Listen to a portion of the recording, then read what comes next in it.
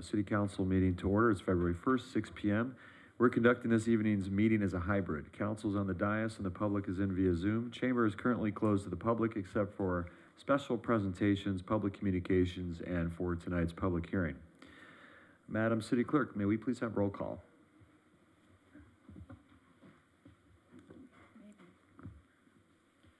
Councilmember Giroux? Here. Councilmember Nicole? Here. Councilmember Perspeck? Here. Mayor Pro Tem Pimentel? Here. And Mayor Boyles. Here.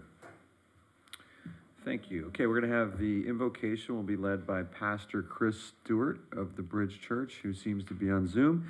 And then we'll have the Pledge of Allegiance led by Mayor Pro Tem Pimentel. If we could all please rise.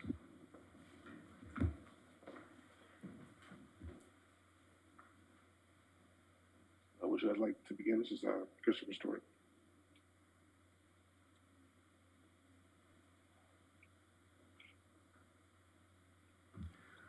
Yes, sir. Please Hi, begin. Okay, got you. Father, thank you for this day. Thank you for this time.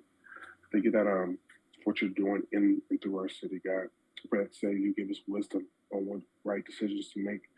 And God, you just be in the midst of what takes place in it, God. We thank you for your provision. Thank you for the abundance that you've given the city, God. And again, that your will be done today in this place. In Jesus' name, amen.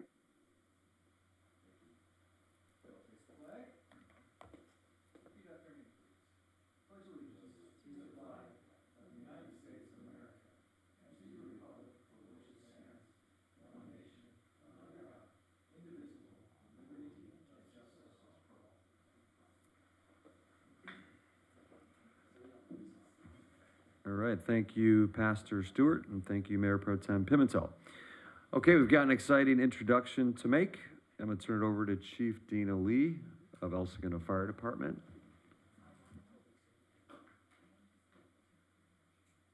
Good evening, Mayor Boyles, Member City Council. Are you able to hear me? Loud Yes. and clear.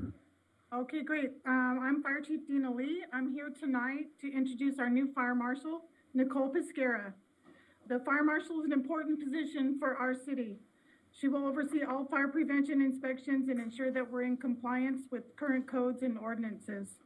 She also works closely with development services on new construction projects among many other duties. Fire Marshal Pesqueira has served with the Brea Fire Department for the last 6 years as a fire prevention specialist too.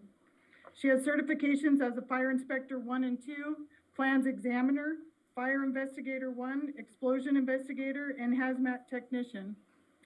Fire Marshal Pesqueira is also a registered instructor with the State Fire Marshal.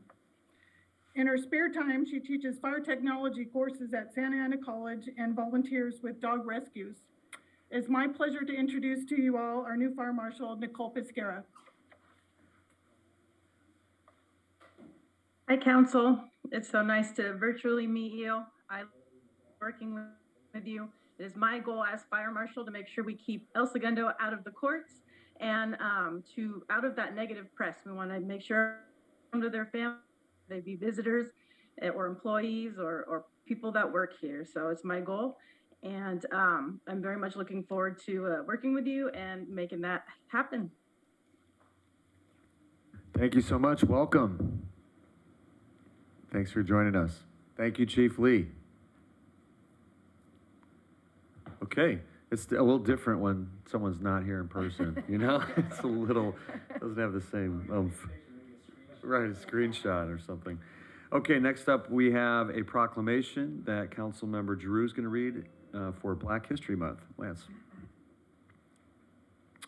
All right. Whereas Black History Month affords special opportunity to become more knowledgeable about Black heritage and to honor the many Black leaders who have contributed to the progress of our nation.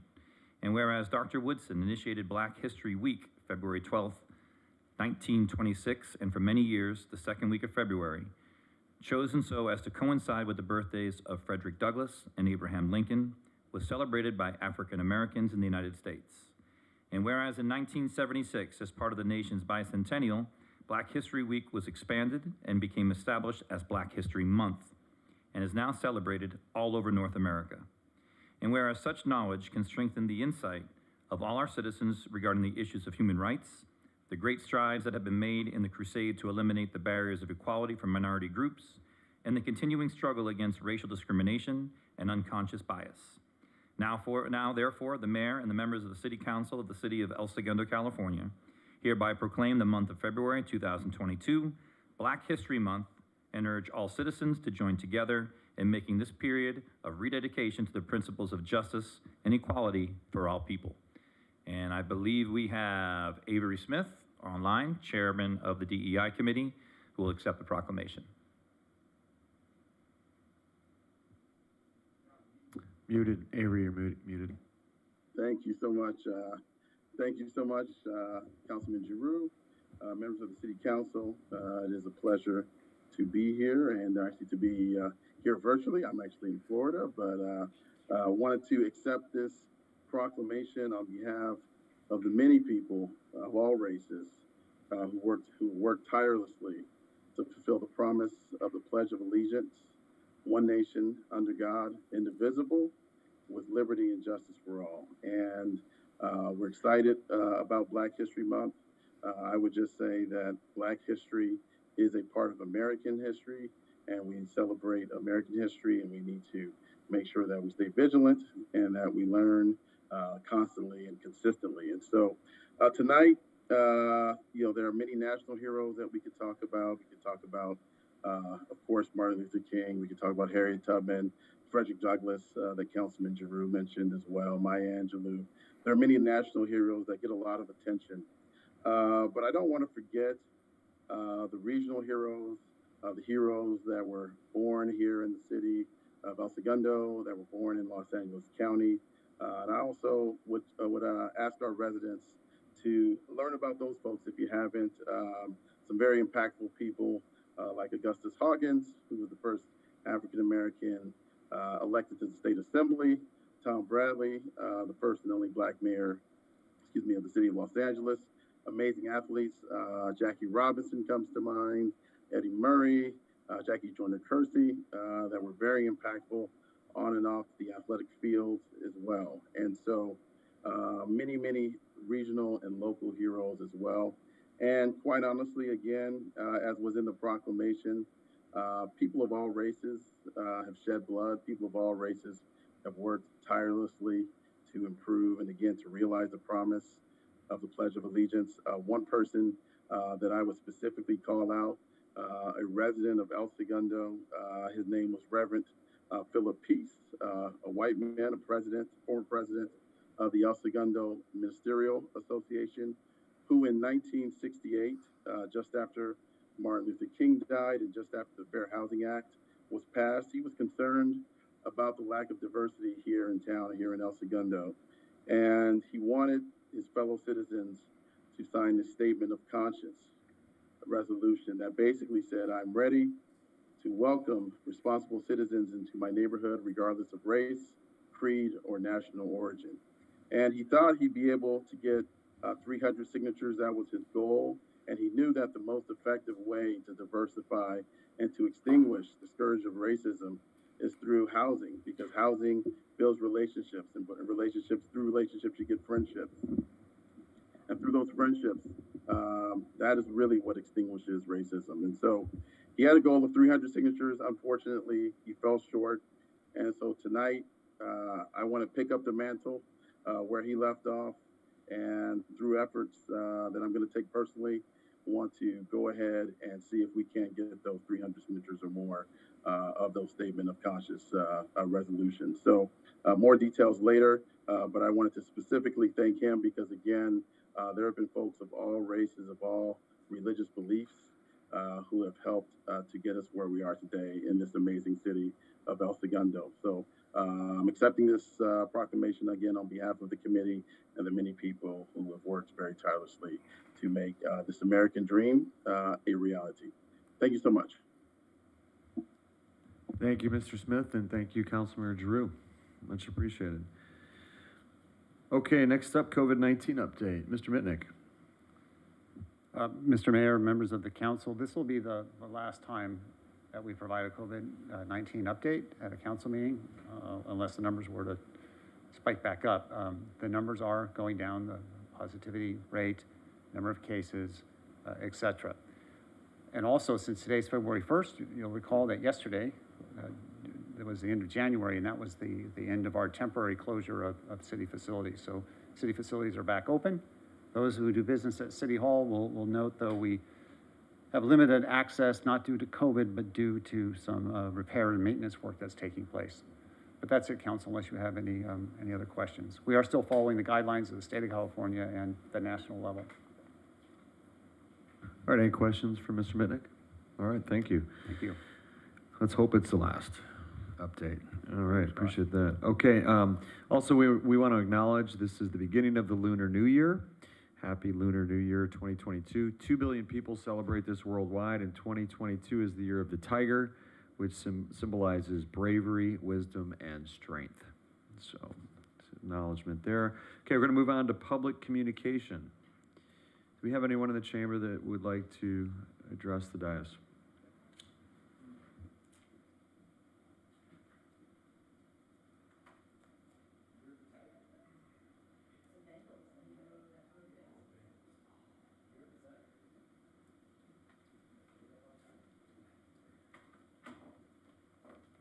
Good evening, council members. My name is Andrew Young. I'm an attorney in Los Angeles, and I'm representing Sharonda Bonner. While I was outside, I actually heard the speech on Black History Month starting, and I find this to be pretty telling towards progress that still needs to be made on this front. On August 24th, 2019, Sharonda Bonner and her male companion entered the Anthropology retail store in El Segundo with the intent of purchasing casual women's apparel. Ms. Bonner and her friend are both African American, and this was the first time either of them had stepped foot into that store. Ms. Bonner entered the store with the intent of purchasing women's clothing, but she didn't purchase anything. Neither Ms. Bonner nor her friend carried any bags on them. The only bag that Ms. Bonner had was about 8.5 by 5 inches, half the size of this piece of paper. Unbeknownst to Ms. Bonner, she was being actively monitored while inside the Anthropology store due to the color of her skin. After deciding not to purchase anything, Ms. Bonner and her friend left the store. It was at this point the two were met by El Segundo police officers who had been called by Anthropology employees alleging that Ms. Bonner had stolen over $950 worth of merchandise from the store. ESPD officers detained Ms. Bonner and her friend, and when Ms. Bonner asked what was going on, an ESPD officer told her that the Anthropology manager identified Ms. Bonner as a shoplifter and had called the police. Ms. Bonner and her friend were identified as thieves upon entering the store because of the color of their skin. None of the employees saw Ms. Bonner take or attempt to take any items from the store. What Ms. Bonner didn't know is that nearly 2 months prior at that same location, an unknown African-American woman and male had stolen clothing from that store and fled in a green Mercedes. Anthropology employees racially profiled Ms. Bonner by the color of her skin and blamed the prior theft on her and her companion because of their skin color, and that's the only thing that matched the description of the prior suspects. Ignoring Ms. Bonner's factual story of shopping Anthropology and not purchasing anything, the ESPD police officers elected to arrest Ms. Bonner without any evidence of her committing any crime whatsoever. Ms. Bonner explained to the officers that she had no bags to even carry the purported stolen items in. However, the ESPD officers seemed to be running on autopilot based upon the racially motivated allegations of the theft made and made zero efforts to investigate the validity or proof of the claims, which would have exonerated Ms. Bonner on the spot. For one example, ESPD officers advised Ms. Bonner that Anthropology employees stated to have her on camera stealing from the store. A cursory glance of that videotape would have shown that she didn't steal anything. Further, the description of the individuals, which ESPD had access to, who stole from the Anthropology, matched Ms. Bonner and her friend in skin tone only. So instead of making an objective decision based on the factual evidence before them, ESPD officers decided to take the word of 3 white women over Ms. Bonner's statements and all evidence pointing to 0 crimes being committed. Despite Ms. Bonner and her friend carrying 0 bags or Anthropology merchandise on their persons, and despite having access to the alleged security footage and prior description given to police, Ms. Bonner and her friend were arrested and transported to the ESPD station. ESPD lacked probable cause to make this arrest. It was unlawful. Ms. Bonner was arrested for felony grand theft without any proof of a crime taking place, simply because of the color of her skin. This is the type of racism that is plaguing your city. I demand that the city of El Segundo take a look into this racist procedure taken by your police, so similar to events don't happen in the future. It's disappointing that this type of behavior is prevalent within the ESPD. What kind of officers arrest a civilian without even a cursory investigation? The responding officers took the word of 3 white women over all evidence indicating their claims were incorrect. To anthropology and ESPD, Ms. Bonner was guilty of shopping of a black woman. This is not the type of city I want to live in and support, and immediate steps need to be taken to correct this kind of problem. Thank you. Thank you. Is that all? All right, thank you. We'll probably, just as a formality, sir, just real quick, typically we have the city manager address any public comments. So if you want to stick around for a few minutes, I don't know how many people will speak. You may address that one.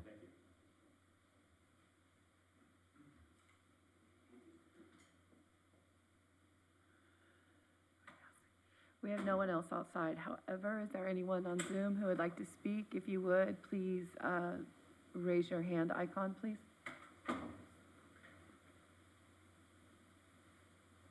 Moving over, Craig.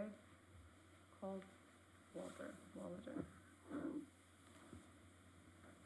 All right, Craig, you're on. Thank you. Good evening, Mayor Boyle, City Council members, and staff. My name is Craig Wallader, and I'm speaking on behalf of myself as well as the Surfrider Foundation South Bay chapter. And I'd like to briefly address 2 things. One, I believe that the discussion and decision to change the name of the Environmental Committee to the Public Works Committee might want to be reconsidered. And the reason I say that, I participate in city council meetings all the time, and I interface with many cities throughout the state. And I know that there are a lot of divisions and departments that have the title environmental or sustainability in their titles, as well as staff members. And I believe that the beneficial product of these committees impact more than just public works. For instance, in Manhattan Beach, there's an environmental sustainability division that is under community development instead of public works. So I would urge you perhaps to rethink the title of the committee, maybe to Sustainability Committee, because going back to public works kind of gives a bad message, I think. It shows that the city is moving away from considering the environment, which could be and is often very beneficial to both businesses, residents, and visitors. And I would hope that maybe a reconsideration could be made. The other thing I'd like to comment on is the first reading on the outdoor smoking ordinance, which I think is very well written, and I commend the city for developing an ordinance that is very clear and very effective in its scope. I would like to maybe consider one, if you could consider one other item, is maybe exempting moving vehicles. There is, I see parking lots and streets are included in the smoking ban, but if somebody's driving through the city smoking a cigarette, I would hate to see them, maybe be cited for smoking on the street. And some people may consider private vehicles as private property and not subject to this ordinance. So, of course, we don't want parked vehicles. That I've cleaned up many parking lots, cigarette butts all over them where people empty their ashtrays. And so many cities have these ordinances and exempt moving vehicles. And I would hope that a parked vehicle would not be considered private property and not covered, but the moving vehicle be the exception. So that's the only input I'd like to have. Again, I think it's a well-drafted ordinance that supports the Environmental Committee presentation that was made previously.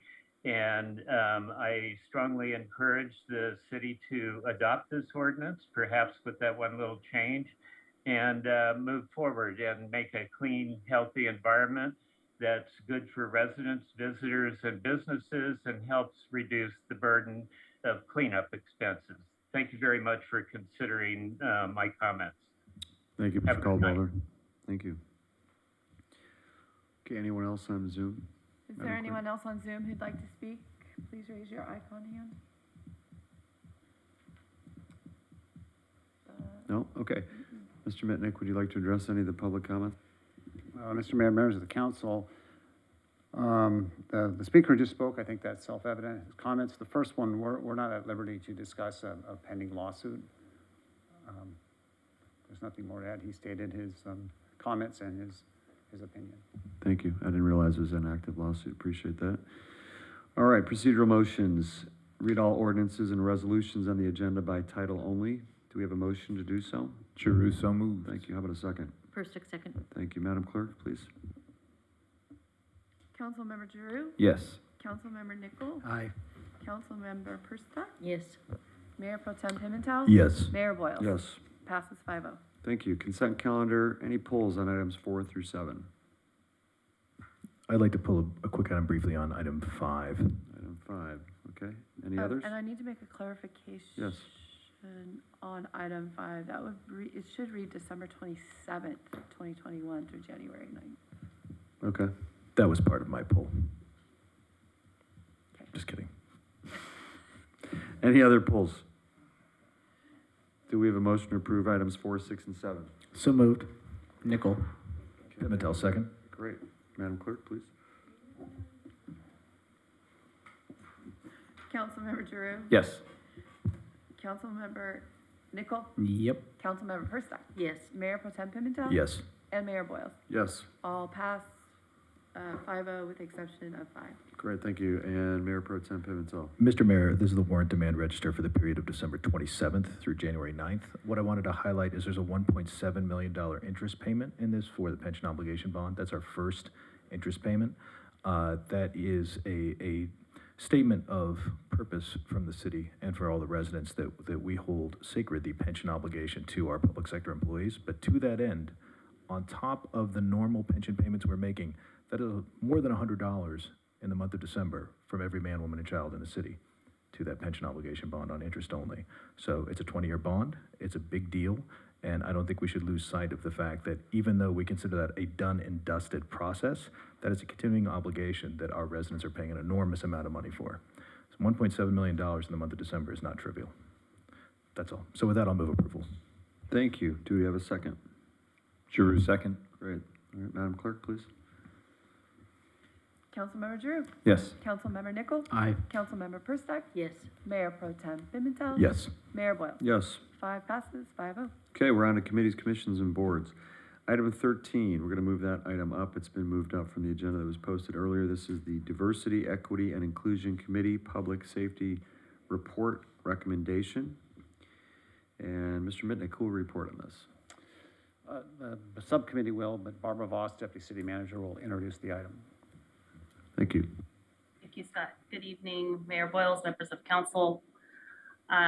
Just want to do a brief introduction. This is the report of the DEI Committee Public Safety Subcommittee. This is the work product of many hours and months on behalf of this effort. The members of the committee are Kenneth Chansey, Shad McFadden, Christabel Vienna, and Stephen Wood. And this evening, Avery, Kenny, and Christabel will be sharing the stage, the virtual stage, and providing the presentation. This committee was formed in March of 2021. As you know, the DEI committee held its first meeting in October of 2020, set the bylaws, got things settled, scheduled their meetings, got through the holidays, and then we got to work on these subcommittee reports. I also just wanted to acknowledge Chief Bermudez and the El Segundo Police Department for opening their doors, having the hard conversations, working diligently with this subcommittee and the entire DEI committee to make this report possible. So with that, I'd like to turn it over to, I believe, Avery. Are you up first, sir? Yes, I am pinch hitting a little bit here. So Kenny was going to be up first, but he's running a bit late. But I will take over for him. And Barbara, is there any way you could share the presentation? I thought he was going to drive, so I apologize for not having that up here and ready to go. Yes, give me a minute. Okay, no problem.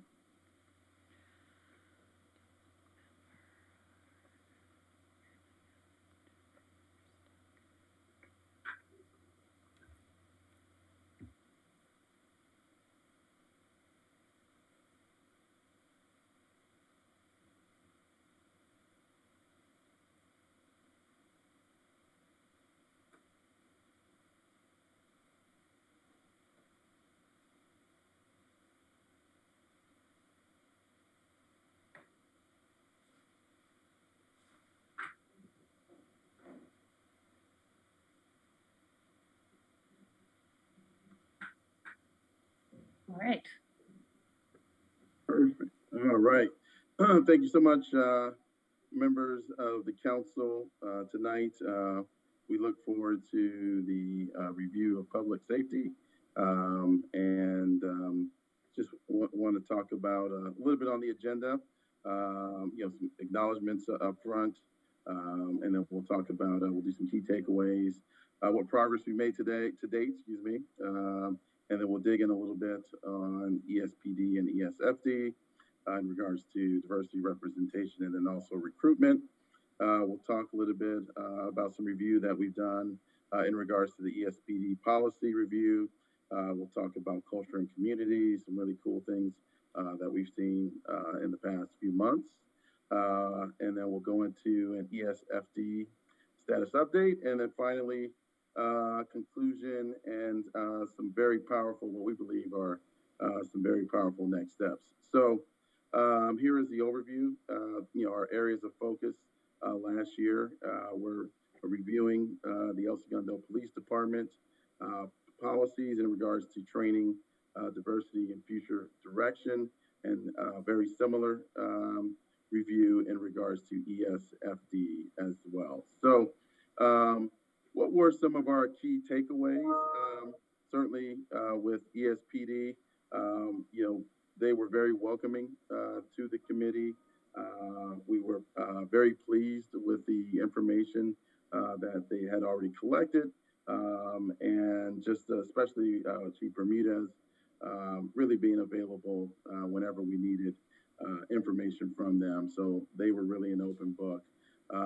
We were pleased to see investments made in DEI-related practices, policies, and training. One of the things that the community, as you guys or council were very well aware of, is there was a lot of community feedback in regards to RIPA, or stats on stops. And initially, we thought that the collection would begin January of 2022. But with the work of Chief Bermudez and the folks over at ESPD, they were able to get those collection efforts started early in October of 2021. So we're very happy about that. We have not seen that data as of yet, so we're not reporting on that in this report. But we're very pleased that we will be able to report on that once we are able to review that data. So, use of force also was something that was brought up in many public comments as well with the community. And, we're very happy that use of force through a lot of the training that some of our members were even exposed to, that the use of force ratio is very small, and which is obviously very positive. So finally, we did dig in to the ALPRs, the license plate readers, and again, concern from the community in regards to how those license plate readers were used. Again, we were very pleased to find out that it's very limited scope that those license plate readers are allowed to be used for. And additionally, they have resulted in some arrests of individuals who were planning to commit crime in the community as well. So, I think there's more research yet to be done as well, but from what we've been able to find so far, again, the key takeaways are certainly positive. and then switching over to Esfd, and some of this information has already been reported in the citywide organization report that we did for you all last month. Obviously a concern is the diversity with the Esfd workforce. We strongly believe that a diverse workforce will outperform any type of homogeneous workforce. And so there is a concern there, but we are excited about the relationship that we're building with Fire Chief Lee, and we look forward to further collaboration and conversation. So those are the key takeaways. So progress to date, let's talk a little bit about that. One of the things that I want to stress that I think is very important for everybody that's watching this and for council to know as well is much if not all of this information was collected directly from either ESPD or ESFD. We have not, as of yet, had very robust, or if at all, community communication. And we know that is critical to providing the most comprehensive assessment that we can. And so I just want to say that up front, there will be other information that will be discussed in some of our recommendations that allude to this point as well. But I just want to emphasize that up front. We certainly need to dig in to how the community feels, both positive and negative, to round out our assessment. I know many of you on the council run businesses or own businesses, and just like me, right? We have our own data that we collect, but then our customers, our community, also has a perception that honestly, oftentimes, is more important even than the internal data that we have. So there are plenty of opportunities for that community communication that we see. We certainly want to implement surveys similar to those that we've talked about in the past, and then continue to review the employment and residential demographics. A lot of that we've done already, and then we have already done a review of the ESPD and ESFD policies as well in regards to recruitment, hiring, and training. So again, with the ongoing, as I mentioned a little bit earlier, there are certainly opportunities to enhance the relationships that have already been built. I want to just very briefly thank many of the members of the DEI committee that have worked very hard to build those relationships, and I think we're seeing some of that fruit, and we'll continue to see that as time goes on. And another thing that we certainly want to do, again, as alluded to earlier, is review some of the citizen related complaints as well to again further round out some of our recommendations. So I believe the SPD demographics you have not seen before. I do believe you've seen the ESFD information. But one of the things about the SPD and resident population that you will see is that we have a relatively diverse police department, and in regards to race and ethnicity. And so you can see that here with the population of sworn police officers. Certainly a lot of work yet to be done in regards to gender, which is also extremely important. As we look at DEI, we don't solely want to focus on race. There are many other buckets, and certainly gender is definitely one when we think about DEI for ESPD or any public service. So that is the demographics. And then as we talk about ESFD again, the concern in regards to the demographics with the sworn fire employees, both with race and ethnicity, along with gender as well. So I know Chief Lee is conscious of this, and it sounds like we are making progress even as we speak, but this is something that is a concern for us as well. So again, kind of tying up what we talked about with the demographic review, just as you all well know, the city's overall residential population is roughly, at this point at least, 38% non-white, and the overall ESPD workforce is more diverse in the community that is served. And again, we really feel that, again, diversity is very, very important in regards to the type of output that, again, any corporation, whether it's a private corporation or a public service entity, will be able to produce. So very happy to see that.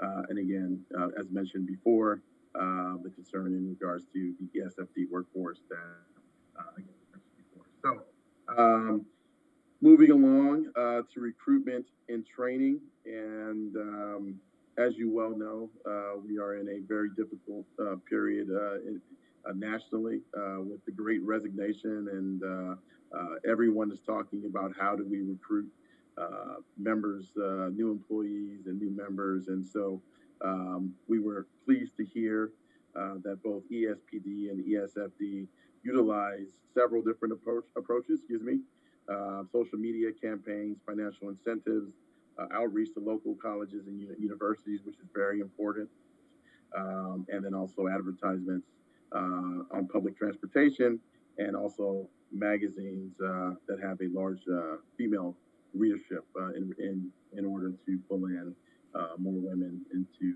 both of those entities. So we were very pleased to get that information. And in regards to ESPD training, I urge the community to go out and take a look at the training that's publicly available on the website. As of what we've been able to ascertain, ESPD officers receive training that's beyond the state minimums, and they are consistently reviewing best practices, procedures, and tools to engage in safer policing. And all ESPD officers, per the chief, have received DEI-related training in the past year. So very good. So use of force, again, hot button within the community here in El Segundo, which we certainly understand.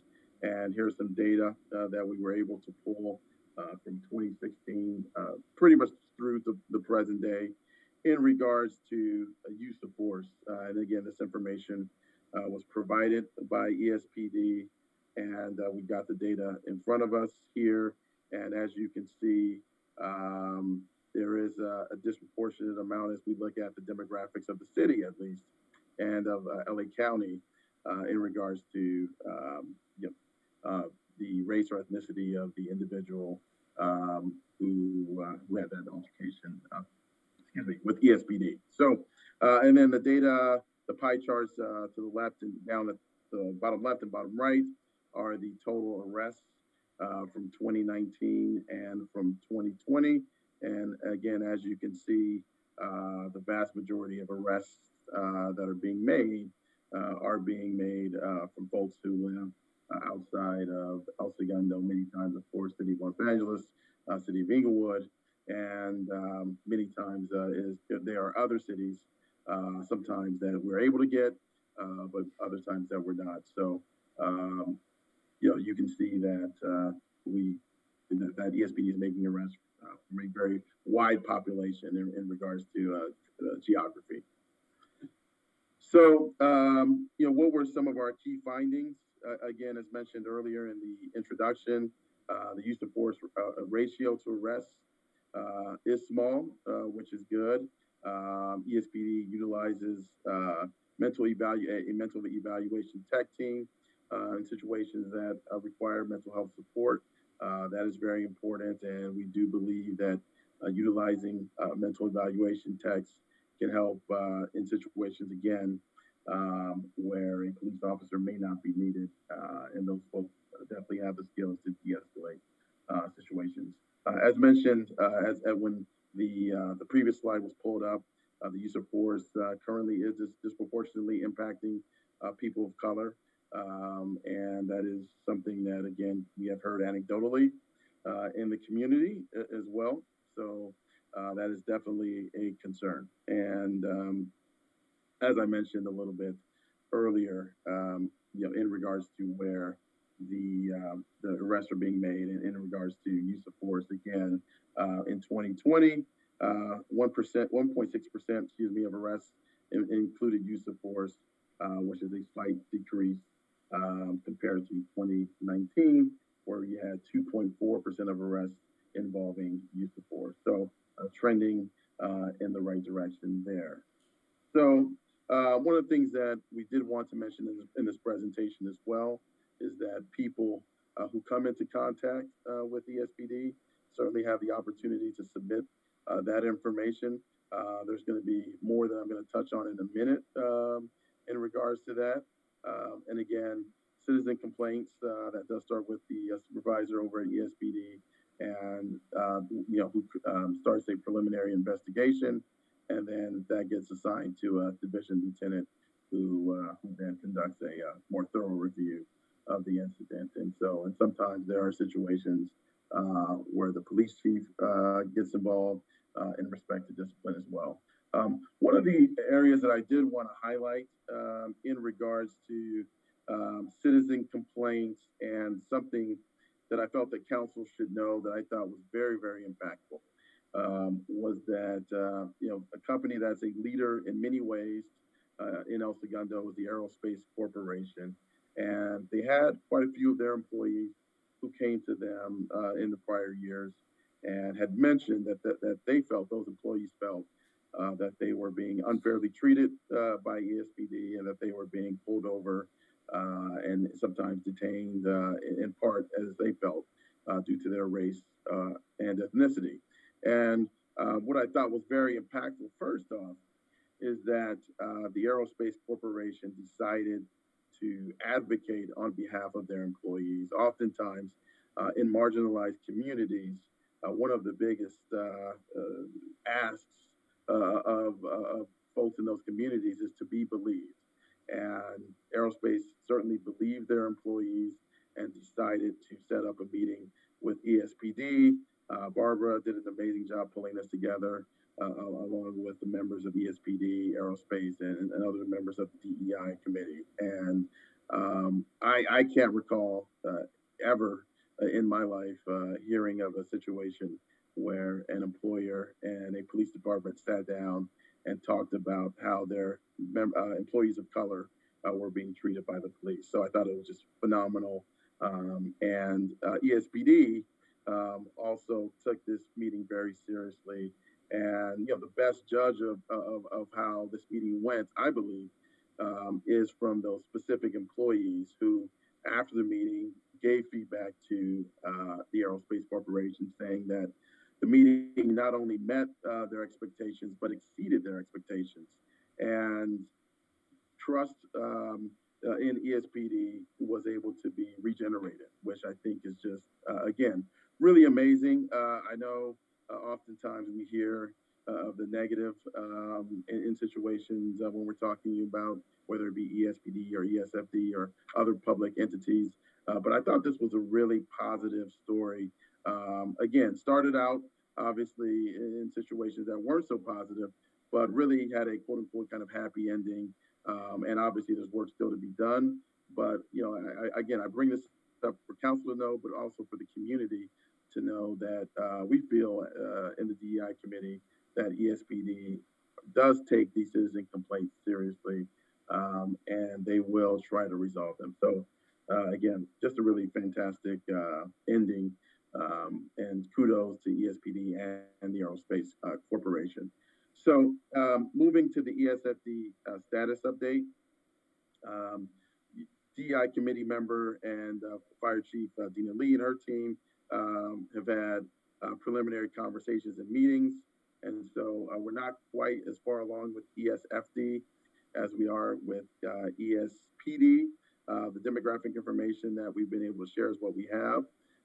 And so we will gather and share more information as we get it. So again, not quite as far along, but certainly Chief Lee has been great. And I know we have a good connection, and we look forward to getting more information from them. And so again, along to that point, we're in the process of scheduling ride-alongs and other learning opportunities. Some of the committee members of the Public Safety Committee or the DEI Committee were able to participate in the Espd Police Academy, which I know was very impactful in the learning process. So we look forward to similar opportunities with Esfd as well. So finally, recommendations, and this is really where, DEI really becomes impactful. I think, again, the committee has done great work. I believe the council has done something obviously really great in forming the committee. But these recommendations we really feel are necessary, and again, really begin the process of healing, like that meeting that was held with the Aerospace Corporation. And so, what do we think can really move the needle immediately is continue to evaluate the diversity of those in management and leadership positions. Oftentimes, as I work in DEI in the private sector, companies are very forthcoming with diversity statistics for mid-level employees, entry-level employees, but we're not seeing that strong diversity on the management side, which is really where DEI happens, where the genesis of DEI begins to happen. So number two is explore and recommend DEI competencies for leadership and other roles. As people come in, we want to make sure that they come in with the background of DEI and that they're committed to diversity, equity, and inclusion. Review industry best practices for equitable hiring, very important. And also kind of with that is how do we continue to fish in diverse pools of talent so that, again, we get the best recruits regardless of race, ethnicity, sexual preference, or sexual orientation. So number four, evaluate further the demographics of use of force and arrests as compared to the greater LA County population. So there's more information we want to get there. We don't want to make strong conclusions in regards to use of force and arrest, and again, how and who's being impacted by that until we continue to get more information. The next one I really want to highlight, I think is really important, not only for this subcommittee, public safety, but also for the community at large subcommittee, which is host regularly scheduled opportunities for dialogue and information sharing between ESPD and the community.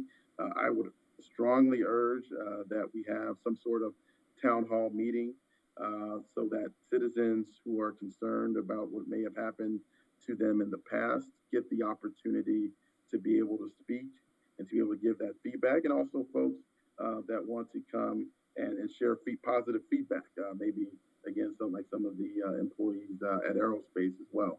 So we really, really would urge that we get a town hall meeting or something like that set up very, very quickly, because again, as I said a little bit earlier, and I want to stress, this information that we're presenting tonight is very much focused on the data that we got from ESPD. We have not gotten a lot of information from the community, and again, that's really where the healing is going to begin. Oftentimes, there are people that bring incidents up of whether it be racial profiling or use of force, and those incidences here can be from 15, 20, 30 years ago, but that trauma still remains. And so, again, we really highly urge that we get an opportunity where we can have some dialogue going both ways between ESPD and the community. So, again, we still do want to dig into the ALPR's use of force in RIPA, especially RIPA. We have not seen any data yet, as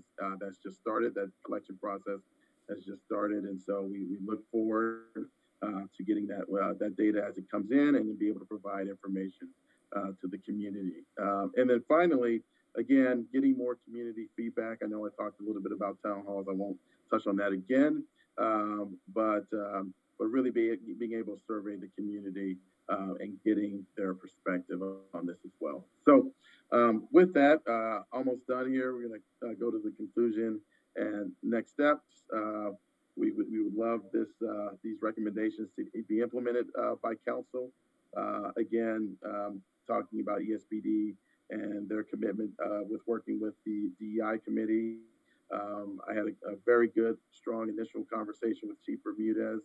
Very impressed by his candor, very impressed by his commitment as well. So again, we really urge people in the city of El Segundo. We have the Let Us Know online form for the DEI committee for feedback in whatever manner that feedback may take. Please let us know. We want to continue to work with the ESPD community lead officers to really explore opportunities for collaboration There's a specific officer I want to reach out to that my wife mentioned that wants to do a ride along with me. So I'm going to see if I can make that happen relatively soon. Again, we're a little bit further behind on Esfd, so there's some data that we need to collect there as well. And again, Chief Lee's been fantastic, and we want to continue to build those relationships and make those stronger. So with that, that is the end of the presentation. Want to go ahead and open it up for questions. Okay, council, any questions? Councilman Drew? Yeah, I got a few things. Avery, first of all, great report. I know there's a lot of things that we had covered a couple weeks ago, but you added some additional things in here. There's a couple things in there, though, that I actually want to ask about. You mentioned in the report that the ALPRs was something that, as a committee, you thought, hey, this is great. It only tracks certain things. Yet in recommendations, you're talking about going back and digging deeper into that. Same thing with use of force. You know, based on your data, it looks like it's a very small fraction. That's the words that you use in your presentation. About 1.6% of the arrests contain use of force. Yet we're looking to do another deep dive into what is self-admittedly a small fraction. So again, I'm not a law enforcement officer, but I have to imagine that those circumstances are all unique. And in order to you really have to kind of look at them and say, okay, before we make a determination here, there is a story behind every one of those. So I would just, again, you've done great work. This is a lot of data and a lot of work. I would just caution a little bit about coming and going after what is a small piece of what's going on, and focusing on that, because I don't want it to be construed as that we're trying to find a problem. You know, the idea is that we take a deep dive and see where the problems are. So that would be my only comment on that. I don't know if you have anything you want to feedback. I don't mean to put you on the spot, but hey, you're the guy with the microphone right now, so. I have one more after that, so if you can handle those two, I'd appreciate it. Councilman Urho, and yeah, I totally hear what you're saying. I think that you know, as we talked about in December, in the celebration of holidays festival, was, you know, a lot of times in this city we're doing the right things, but oftentimes we don't necessarily promote that, and so when we have you know, negative situations that come up, they can be in some ways amplified. And so totally hear what you're saying. And, you know, we're going to take it, you know, situation by situation. But, you know, at the same time, I think there is a perception of the city. And, you know, I don't want to debate the veracity of that perception. But I do think that looking into these use of force data can help potentially with the perception of the city. And so, you know, we're going to take certainly advice from you and advice from council and city staff, as well as Esfd and also the community. I think that one of the things that I've learned running a business is that, you know, we try to listen to as many people as we can, because oftentimes a lot of the solutions will come from folks who are even closer to the issues than we are. So definitely open for any and all feedback. All right, thanks. So you have, I'm sorry, Chris, you want to? Okay, I just have one other thing. Actually, it has to do with the fire department data. Barbara, I'm not going to ask you to pull it up. We've already looked at it a couple times. So one of the things that's kind of dawned on me here is that I know we are currently doing an active recruitment for a battalion chief. And again, I'm not saying based on that data that we're doing anything wrong. I am not a fire person. I don't know, you know, what the recruitment processes are of that. I know that's what you're studying right now. But when you do a deep dive on something like that and you have a big outlier, you have to take a look at the outlier and figure out why it's there. So again, I believe that we really should take a look at that and look at our hiring practices and say, are we doing all the right things or all the things we should be doing? And with this battalion chief recruitment coming up right now, I would like to recommend that we maybe put a pause on that. If we have to put in somebody temporarily to bridge the gap, yes, but I do think this is a good time to take a look at something that the data is showing us that we should look at. So again, not saying that we're doing anything wrong or doing anything wrong on purpose, but when you have a metric like that slaps you in the face, you do have to contend with it. So that's my recommendation on that particular thing with fire. What would be the next step on that, or if anybody else has any comment? I have a question that is along the same lines, a similar vein, but when you looked at these numbers, was there any benchmarking against the region? And I don't necessarily mean just in the population or composition of the various departments, but also, I'll use ALPR because I beat up on them all the time, but we are using them for criminal citations and not for civic violations. But given the network of ALPRs spans all around us, do those things, is that a regional practice as well? Or are we an outlier in those? And I just wasn't sure, you may not have an answer for that. I just wasn't sure if the committee had access to any sister committees in the area or was able to access any of that data on composition or practices. I'm gonna let Kenneth Chansey, I think Kenneth Chansey wanted to jump in and answer that question specifically. Yeah, can everyone hear me? Yep. Yes. Hello, can you hear me? We can. Yes.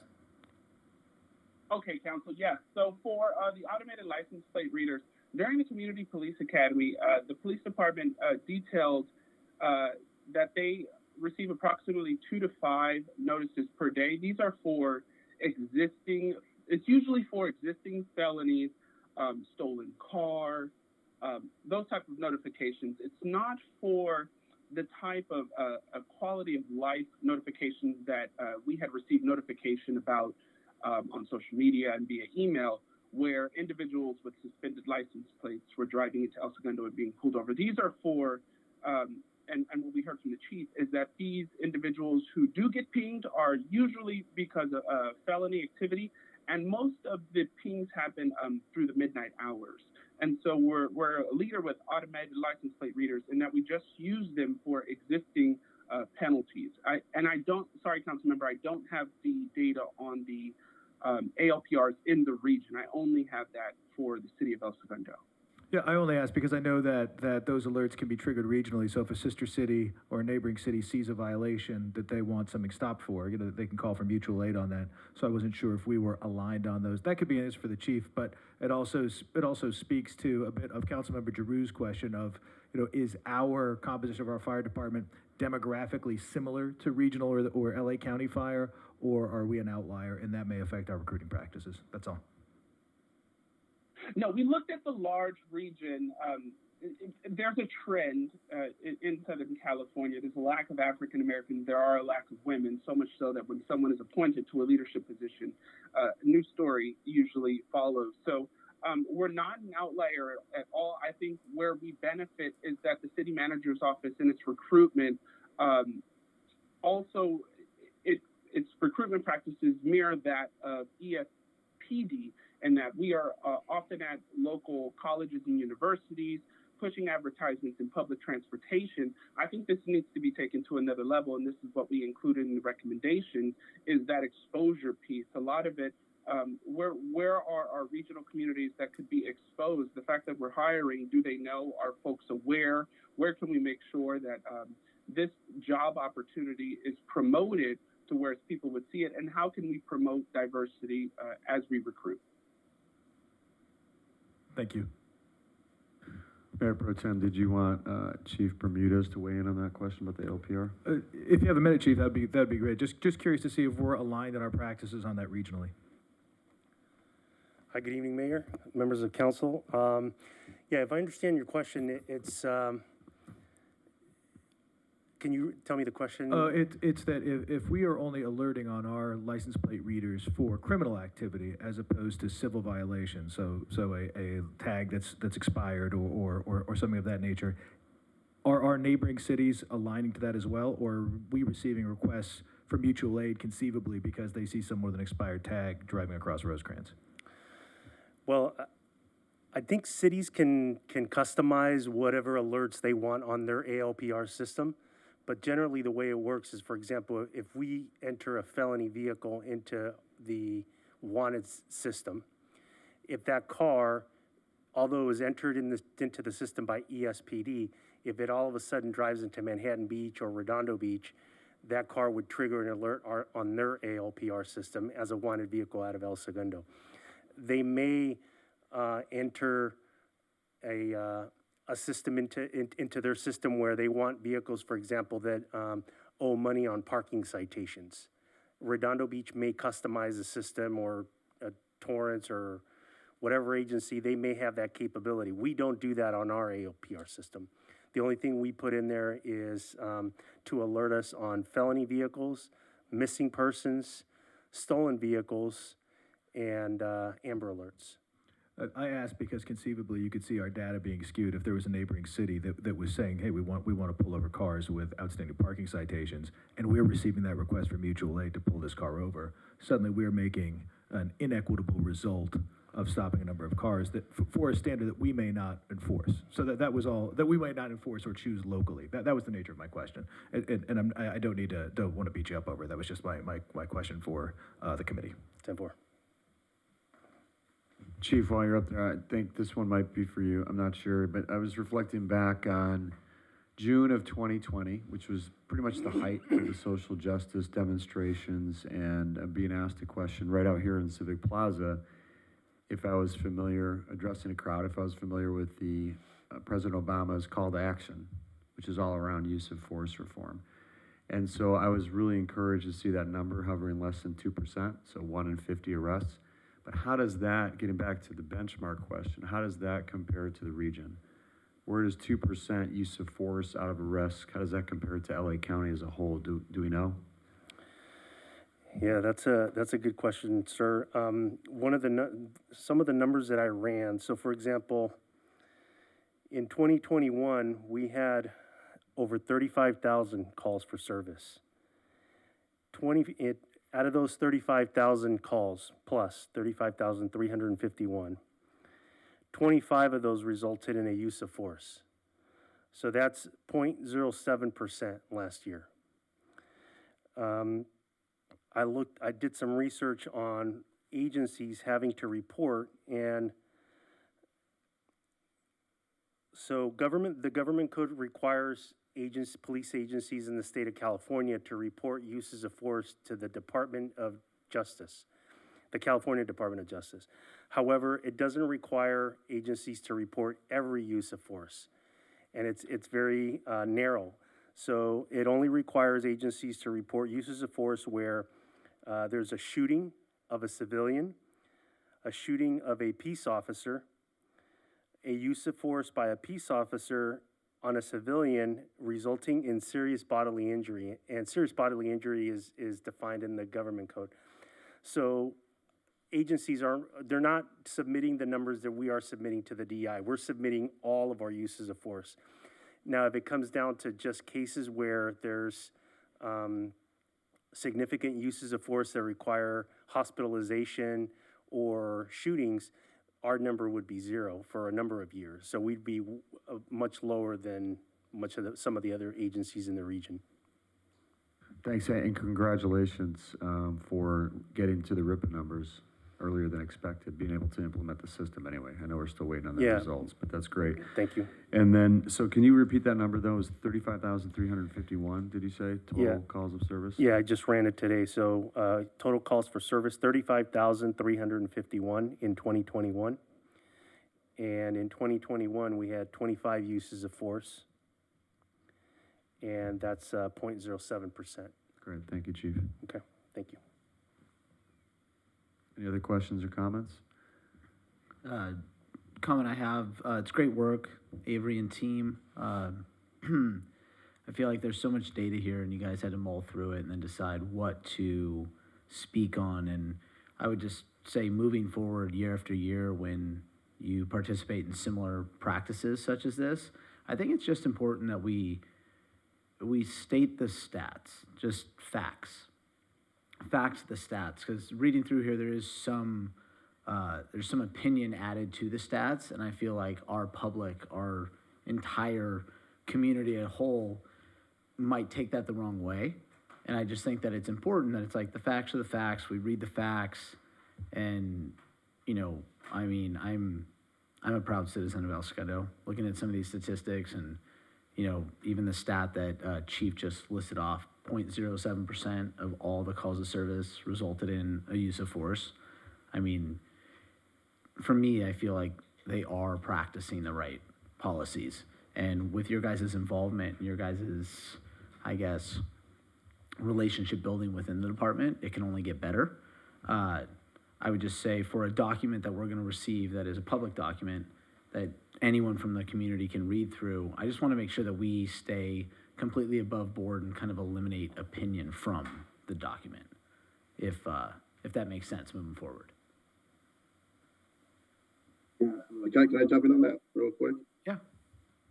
Yeah, I think, you know, Councilman Nicole, not to, you know, push back again, I guess a little bit, but I think that, you know, when we went through this report and got this data, you know, obviously there's a lot of quantitative analysis that can be done, but I think, again, as I mentioned a little bit earlier, right, there's the qualitative information and there's anecdotal information that we get from the community. And so when we saw, especially in regards to use of force, that some of the data that we saw in many ways corroborated with those anecdotal stories or the qualitative data that, you know, isn't always measured, you know, it caused us to, I think, be a little bit firmer with some of those analyses that may have drifted into more opinion. So I totally hear what you're saying. At the same time, I think that I think it is important to acknowledge those other bits of data that aren't in the report that we do get in the community. And so I think that's why some of the information in the report is written the way that it is.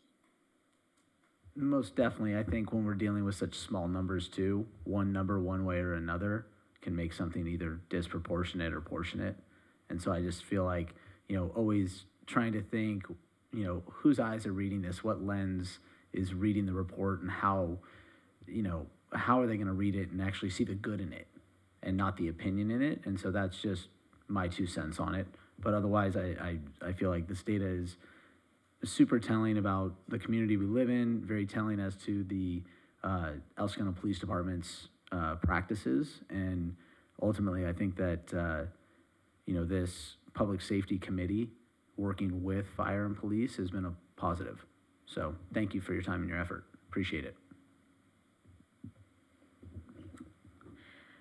So thank you, Avery. Your team did an amazing job. And I think some of your recommendations as far as doing the town halls and doing hosting outreach community talks, I think will really help, you know, get rid of some of those perceptions that may not be accurate or accurate, and then they can really have dialogue to get down to the truth. And I think that when we have those dialogues, you know, we can get to a point where we can use just more facts. But like you said, we haven't really done an outreach with the community yet, and I think that's the next phase, and I think that's very important. So that, you know, because when Kenny presented last month the DEI report, the question was, were you surprised? And he said with some of the data, and he said yes. I think that we just need to do a better job of communicating out to the public the information you're finding, and I think those town halls will really help address that. So thank you to your team. Yeah, Avery, Christabel, Kenneth, everybody else, great job. Woody, really comprehensive report. Barbara, is the report already available online if you want to direct residents to it? Mr. Mitnick's nodding his head yes. Great. Yes, it is, and it's also going to be available on in fact, I think it's already up there on the diversity, equity, and inclusion page on the city's webpage. Great. So if you go to the homepage and go under city manager, there's a DEI page Because there. that deck they presented seems slightly different than what's here. So I don't know which is the better for the constituents, but we could just have one link we could point them to that's easy to find. That'd be great. Yeah. Well done. Thanks, Barbara, for your leadership in this. Good work. Well, enjoy it. Yeah, Councilman Drew. Actually, Chief Lee, are you on there? I wonder if you could pop in real quick. She's there. I did see her name. I don't see. Oh, there she is, up in the upper right-hand square. First of all, I apologize. I should have addressed this to you beforehand when I made the comment about the outlier numbers. So, I guess my first question is, and I think, Kenneth, you might have actually mentioned it, do the recruitment policies and procedures for police and fire, are they the same pretty much? Meaning, do you go after the same groups and advertisements and things like that? So is that a question to me? Yes. Okay, so it was reported at the last city council meeting during the report of the DEI citywide subcommittee that our HR actively seeks diverse candidates in the recruiting efforts. So I believe that our HR has already been evaluated as far as recruitment for fire. And I've been working closely with our human resources on this battalion chief recruitment, and I've been witness to all the different sites that have been where we have advertised and who it's being sent out to. It is it's been historically that the fire service across the nation has been primarily male and white, and there's been many efforts to try and diversify the fire service. And I feel like our human resources is doing a good job with that now. Okay, so you're, in your opinion, you think that we're doing everything that we should be doing right now, and it's just a matter of this is just kind of and again, I'm not trying to trap you on this, I'm just trying to understand because I don't know. That's the only reason why I'm asking. Is that this is kind of just the way it is right now as far as the diversity of what the fire service actually is currently. Not saying that it won't advance, but this is what we're dealing with currently. That's correct. And so with the battalion chief recruitment, we are recruiting to people that are already in the fire service that are either captains or battalion chiefs somewhere else. And so we're limited to people that are already in the fire service. And I'm going to be working with the DEI committee and with HR and for when we do entry level firefighters and community outreach. And that's going to be a different program than what we have with the battalion chief recruitment. Gotcha. So more of a grassroots type of movement to get to, to start things on the ground floor. So with that new information that I just have right there, I am going to withdraw my request to delay that. I probably should have asked you, put you up here at the beginning. And again, I'm not stating or suggesting that anyone should be hired specifically based on race, gender, or anything like that. When you have a number that looks like that, I just needed some context to it, and I appreciate you letting me know. Councilmember Drew, Rebecca Reddick is on as well, if you'd like, the HR director. Rebecca, is there anything you would like to add to this? Yeah, I can speak specifically to the police and fire recruiting efforts. For the battalion chief, recruitment, it automatically is posted along with all of our other jobs on 8 diversity websites, which were included in the DEI report. And then we've specifically targeted women in fire, the Daily Dispatch, fire jobs. And also I wanted to let you know that with our NeoGov system, it has a built-in tracker for ethnicity and diversity in terms of gender, veteran status, and ethnicity. So we have all that information. We actually have a healthy applicant pool for our battalion chief recruitment, but we're actively seeking diverse candidates. We do have until the 10th, until the recruitment closes. So we have quite a lot of applications at this point in time. Great, thank you very much for clarifying all that. I appreciate it. Okay, I think that's it for, yes, Mr. Minnick. Mr. Mayor, members of the council, it's a very good discussion. And in addition, you heard from the HR director and our fire chief the efforts that we're taking to help further diversify the fire department. The fact that we have the DEI committee and this subject was on your agenda, so that'll help us get the word out that El Segundo is taking this issue seriously, and that the recruitment is open to all candidates, no matter where you live, and we will embrace your application. Thank you. Thank you. All right, do we have consensus to receive and file? I believe we do. Okay, do we have a motion directing staff to work with the DEI committee to implement the recommended activities? Persick, so moved. Great. Giroux, second. Thank you. Madam Clerk, if you could please take a voice vote. Councilmember Drew. Yes. Councilmember Nicole. Yes. Councilmember Persick. Yes. Mayor Pro Tem Pimentel. Yes. Mayor Boyle. Yes. Passes 5-0. Thank you. We are on to staff presentations. We've got item 11, ordinance amending chapter 6 of title 5 of the Segundo Municipal Code regarding the regulation and prohibition of smoking in designated areas. And let's see, Mr. Mitnick? Yeah, Would you like to Public Works report? Director Elias Sassoon will make the presentation. He also has, I believe, the Environmental Committee Chair, Tracy Zarnicki, with him, I believe, or on the line. Thank you. Coming over. Good evening, Mayor Pro Tem and members of the City Council. Just would like to make a brief introduction of this item. On September 7th of last year, the Environmental Committee Chair made a presentation to City Council regarding the smoking ban. And after the discussion, the City Council directed staff to prepare an ordinance to prohibit the smoking in all public areas only. This ordinance is prepared now and is recommended for adoption. With this introduction, I would like to turn it over to Ms. Tracy Miller Zarnik, who is the chair of the Environmental Committee. And I'll be more than happy to answer any question after she makes her remarks. Hello, everyone. Good evening, Mayor Boyles, City Council. Can y'all hear me okay? Very great.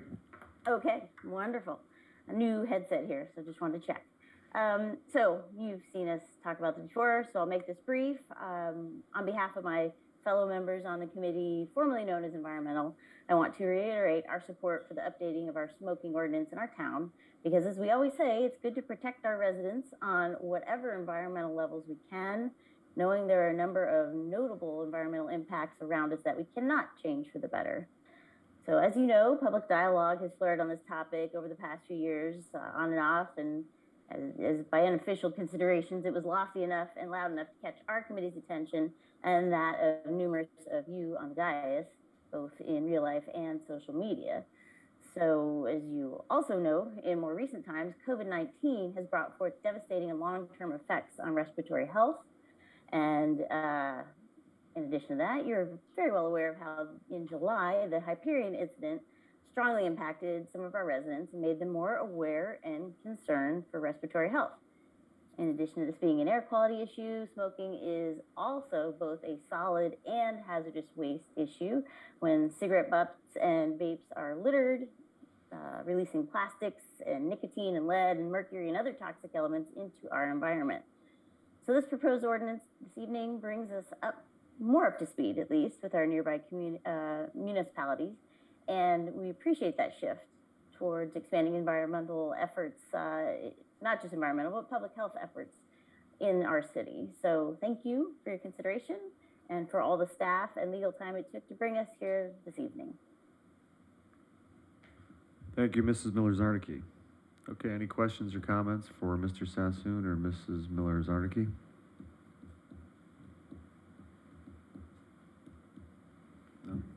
No? Councilmember Drew, did you have a question? Yeah, Mayor Pro Tem. No question. Okay.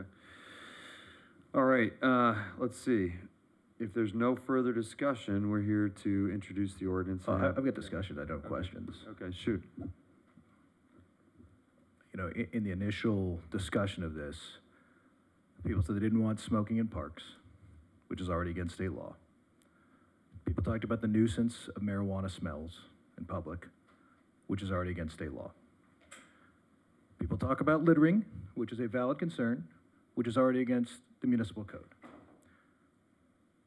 Our response to 3 items, which we are demonstrably incapable of enforcing, is to take a 4th item and prohibit that, which we will not enforce.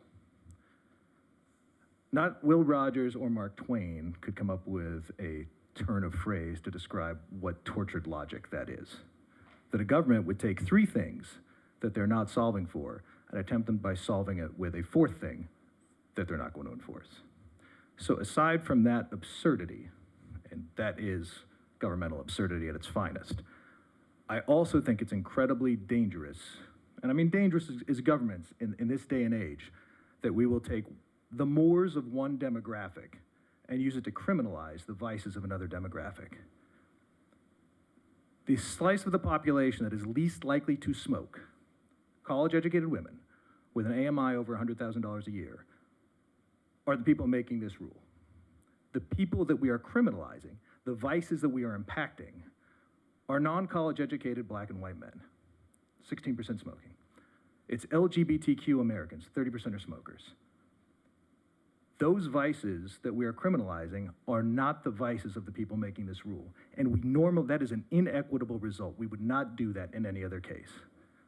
When we talk about litter, we're not talking about coffee cups and the stuff that comes from takeaway coffee. We're talking about public health devices. We're not talking about alcohol, because those are the vices statistically of the people making these rules. But we are criminalizing the activity of people not represented on those boards. And I think that is really poor policy. I do not think that's the way to do it. I think what this city does right, it takes grant money, it puts it into point of sale enforcement, and it puts it into education. And that's why we're winning the battle on smoking. But criminalizing the activity of people who are not represented on these boards is not the right answer. Thank you, Mayor Pro Tem. Any further discussion? Part of the staff report on this, and one of the reasons for it was, or examples given, was other cities that do similar things, and some cities have full ban on the sale of flavored tobacco. Do you care to share how you would feel about something along those lines? Because I understand, like, your argument is very sound. It is to the point, and it is hard to pick apart or to disagree with. But with that said, you know, today alone, I'm in a meeting with a client in my office, and I have to close the door because someone has decided that they just want to park out in front of my office with a cigarette, and all that smoke comes in. So, complete disregard. We asked them to move on, and they said, it's a free world, I can smoke where I want to. Yeah, nuisance rules, right? It's hard in America to criminalize jerk behavior. Some guy sitting out in front of your office with loud music is against the municipal code. There's things like that that are difficult. And certainly flavored tobacco is a ream of discussion around marketing to juveniles. But there's also a public health aspect of flavored tobacco as a key element of smoking cessation programs. Those arguments are being had at a state level. In my opinion, it's what is in the purview of a city government to enforce, to enact, and are we gonna like the outcomes? Are we gonna like a DEI report to come up here and say, why have you written 10 citations and they're all for non-college educated men in the poorest cohort of our town for this program? You know, and we're enforcing a cigarette littering problem in a trash cans that are overflowing with cups from coffee shops. I think those things are just things that we are not, I think this is really well intentioned, but I really think the machination of it is really difficult.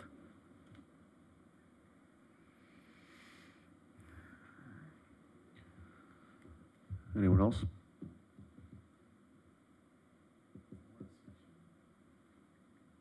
No, I've discussed this in the past. My position stands as it was in the past.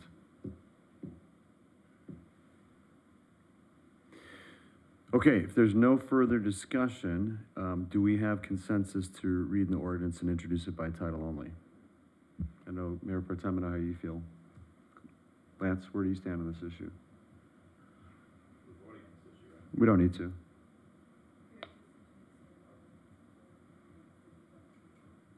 If we have consensus, we're going to read the ordinance and introduce it. All right, well, I am of a similar mind to Councilmember Pimentel on this. So, again, I think it comes down to, again, putting in yet another ordinance that we have absolutely no prioritization of fulfilling these things. It's not going to get done. I think it's some overreach with everything that's being banned right now. I don't see the need for it. But again, if you have consensus is 3-2, you may have a consensus. Actually, I don't have consensus. You Okay. Okay, if there's no further discussion. There's We're not introducing this evening.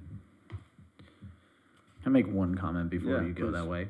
And that's fine. I think that many times our role, and yes, there are ordinances, your favorite one, Chris, you know, it will remain nameless, but your favorite Do not ordinance, say its name. You know, that there was a consensus and it was passed. I feel like there are times when we sit here up on this dais and what we're doing is we're trying to make a statement. And it's not necessarily a statement of governmental overreach. It's like a communal statement. It's from our community to the voices in the community, which is like, look, we don't appreciate the people who are already breaking these rules, right? We don't appreciate, like, there is a state law that smoking is not allowed on restaurant patios. And yet not all restaurants in this town, actually comply with that law, right? Restaurants that we have allowed to encroach into our setbacks that don't comply with that law. And so at some point, we may sit up here and we may pass an ordinance that we know is nearly impossible to enforce, or there is no enforcement mechanism for it. And, our chief of police isn't gonna go out and send all his cadets out to, try to enforce the ordinance. But what it does is it sends a message to our community that it's like, look, we're tired of it. We're done. We want it. We want something changed. Stop being a jerk. Be better about this. If I'm with my kids somewhere and now my kid's gonna get a secondhand high from someone smoking marijuana in public when they're not supposed to, but yet it's not something that's being enforced, but it's just someone who has accepted the fact that it's like, well, it's socially accepted, so it's fine, I'm gonna do it. Because it's socially accepted that people smoke on patios at restaurants and bars in this town, and it's socially accepted because no one's enforcing anything. So I do think sometimes our actions up here, enforceable or not, mean something.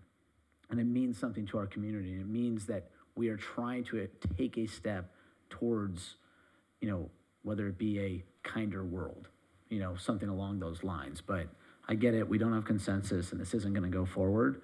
But, the choice that, in this council member's opinion, when someone makes a choice to light a cigarette in a public space, that is their vice, but their vice is affecting my life.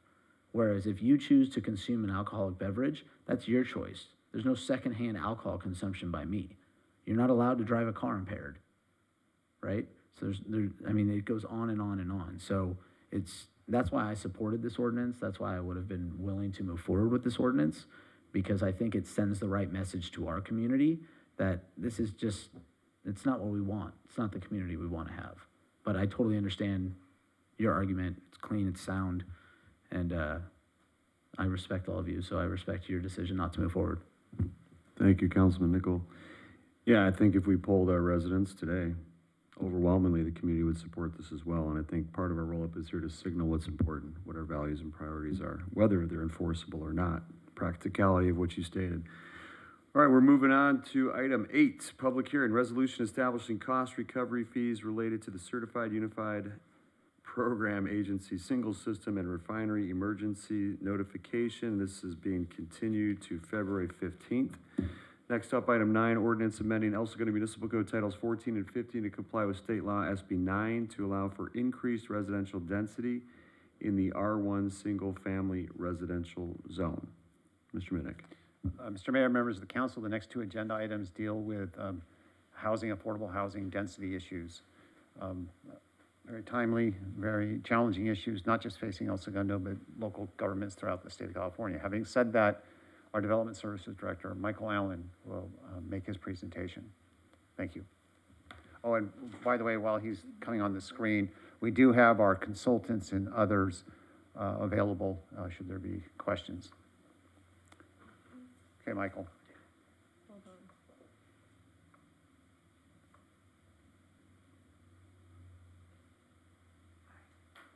Michael's coming over.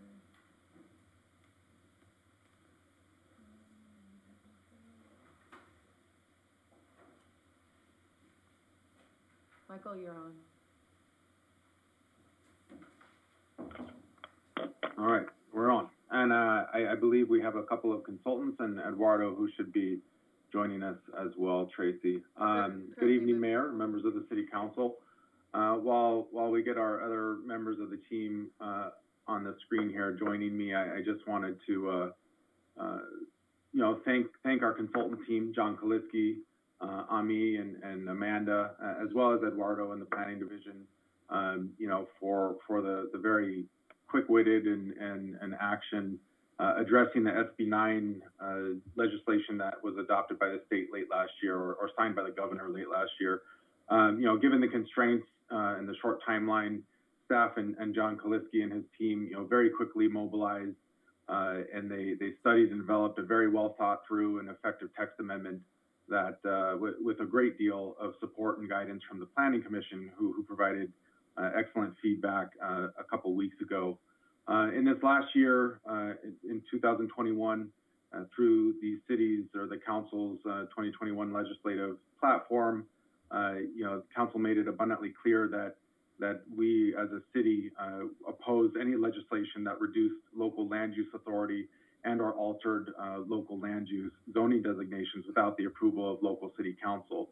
And subsequent to that, in September 7th and September 10th, we authored our own letter, and we also joined the letter issued by the League of California Cities expressing our strong opposition.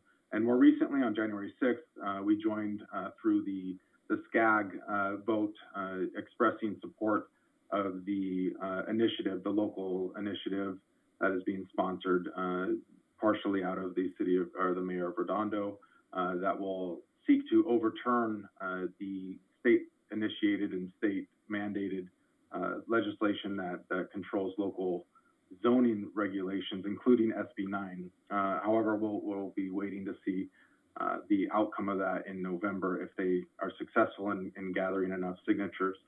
So any continued efforts to express or convey our opposition, I think, would only be in keeping with our legislative platform as well as our actions that we've taken so far. However, tonight's zone text amendment is intended to exercise the land use controls that are allowed through to local agencies by creating objective design standards to preserve and protect the character of the R1 single-family residential neighborhood.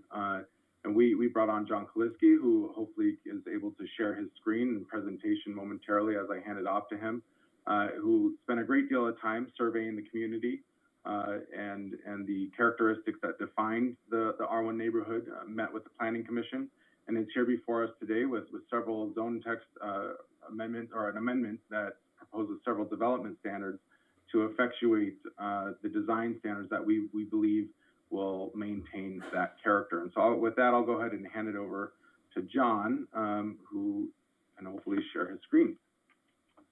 Thank you. Can you all hear me? Yes. Okay, perfect. Good evening. We're glad to be here. This was a challenging project. Let me share my screen and we'll go through hopefully a quick presentation. I don't know why that changed to a whiteboard. Let me try that again.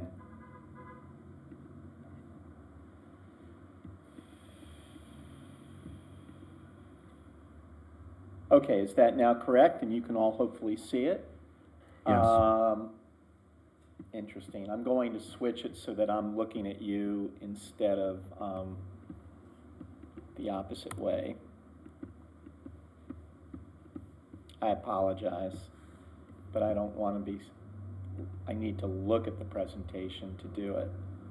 So let me resume share, and let me go here and make it a view, enter full screen. Okay, I think you can now see it correctly now. Okay. Thank you, Michael. So, as was presented, we were brought on in early December, really, by the city of El Segundo to take a look at SB 9 and to craft some objective design standards that would be supportable by the recent legislation and would be brought forward to the Planning Commission and then the council in very short order, so that if folks come in the city of El Segundo and propose projects, that the city has a response to that. Our challenge that we were given was, how can the built form character of El Segundo's single-family neighborhoods be honored while implementing the requirements of this recent legislation, SB 9 specifically? And in this graphic, what you can basically see are those portions in yellow that constitute the single-family residential lots that are zoned single-family residential within the city of El Segundo, which are in the north west portion of the city. We went through a process. We had a kickoff meeting with staff in late November. Right after that meeting, we spent about 2 weeks going through the community and looking at the single-family residential areas, as well as looking at existing requirements that the city places on those lots. And we also looked at the state legislation as well as some other laws that relate to the state legislation. And then all of that came together in an existing conditions report and some alternatives for consideration that were presented to the Planning Commission in mid-December. We got direction from the Planning Commission. We moved forward and developed draft recommendations, which were represented or presented for the first time to the Planning Commission in the middle of January on the 13th. We got recommendations from the Planning Commission, which we incorporated into the work, and we are now before you on the 1st of February, and there's a recommendation to adopt R1 multi-unit lot split recommendations. Our recommendations basically provide development standards that we believe assist the city in maintaining the existing pattern and character of El Segundo's streetscapes. Key factors to us as we looked at the work and we looked at the existing conditions was to really basically take what one experiences as one moves up and down these streets and to try to the greatest extent possible to maintain that.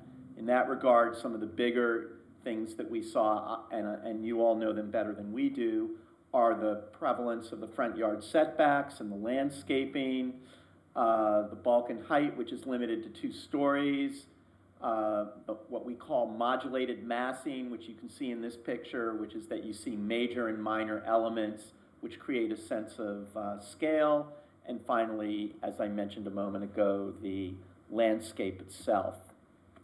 In this presentation, I'm going to provide a very short summary of what that legislative framework is that we have to work with, and then how we basically took that framework and we are basically providing 3 areas of recommendations. 1, general recommendations, which really have to do with the fact of memorializing those portions of state legislation that the city basically has to work with, and then picking up on the way that the residential pattern of small lots versus large lots works in the city. Generally, those lots that are 25 feet in width and greater, and those that are less than 25 feet, recommendations that acknowledge that difference. And then along the way, we will describe how we incorporated some of the feedback that we got from the Planning Commission. So let me summarize, first of all, SB 9, which I'm sure you may know fairly well. SB 9 basically allows and expedites urban lot splits on parcels in single-family zones. An urban lot split being basically a splitting of the parcel into 2 parcels and the potential to build new residential units on those 2 resulting parcels. With the lot split, 2 residential units per lot are allowed per state law within an R1 zone, and a maximum of 4 units can be built on the original parcel. So in essence, somebody theoretically can split a lot and realize 2 units on each lot that results.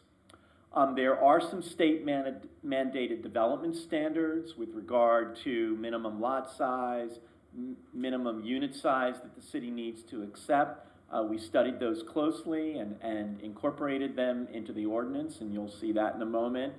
And one of the things that's key about this process and why the standards are important is that the way the state law is written, there are no discretionary reviews or hearings. Projects are approved based solely upon the objective design standards that cities adopt in combination with the design allowances that are provided in state law.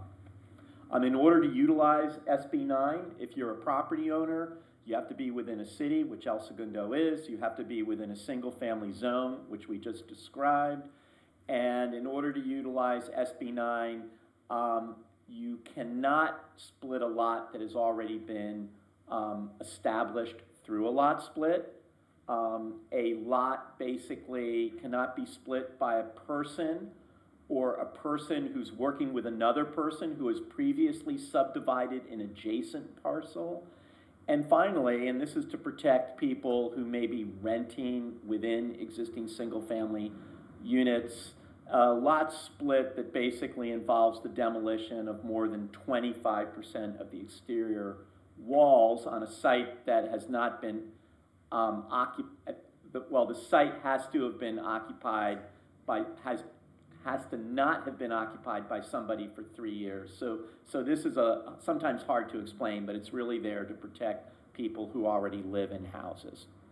Okay, in terms of our general recommendations, we have provided a zone text amendment, which we worked on with city staff, that basically incorporates key built form parameters of SB 9 into the city zoning code so that they're absolutely clear.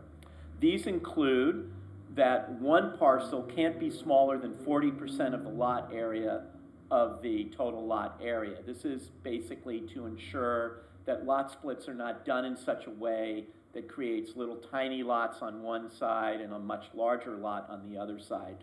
There's a type of equitable lot split theory that exists within this legislation. At the same time, we acknowledge the state mandate, which says that at a minimum, the lots that result need to be 1,200 square feet. We make it clear that no more than 2 dwelling units are allowed per lot. If you do a lot split and put 2 units on a lot, you basically can't put any accessory dwelling units on it or anything like that. And we also pick on or take up the state legislation, which says that each unit has to be a minimum or has to be allowed to be at least 800 square feet in size. What we have proposed that the city adopt is that we require lot splits to typically be built parallel to public street frontages. As you can see by the diagram, particularly where you might have very narrow lots, such as the 25-foot lots, a lateral lot split would result in 2 lots that were approximately 12.5 feet wide. That would introduce a fundamentally different built form pattern than exists in the city. In general, the idea by providing the parallel lot split requirement is that one would still basically see a house form facing the street and maintain and conserve the existing pattern of buildings to front yards to streets that is seen throughout the city. In thinking about the lot splits, we've also placed into the zone text amendments some of the, it's not in the zone text amendments, but it's important to point out that you can't do a lot split in a prime farmland. You don't have any wetlands. You don't have any within very high fire hazard severity zones. We couldn't identify any within delineated earthquake fault zones and some of these other ones. I think the main point of this slide is to basically let you know that every single criteria that was in state law, which basically would allow one to reconsider whether or not a lot split was allowed, we did go back and work with city staff to determine that none of these conditions exist in the city. We also basically added some other items working with city staff and the city attorney that basically are allowed and we think are quite important. One was that the applications have to be ministerially approved. 2 is that if they are rented, the rental term shall not be for less than 31 days. And 3, and perhaps the most interesting one, is that at least one of the units in each 2-unit residential development, or at least 1 unit on any lot created by an urban lot split, must be constructed and offered for sale or for rent as a moderate low or very low income unit restricted for occupancy by a moderate low or very low income household as defined in and pursuant to the procedures in the city's affordable housing requirements and ordinances. This is an opportunity. One of the purposes of the state legislation was to not only increase the supply of housing, but also to make more housing available for folks who could take advantage of programs like this. And this is something that we felt after going back and forth over it was an important consideration given some of the other requirements that you'll be hearing about later tonight in terms of the housing element.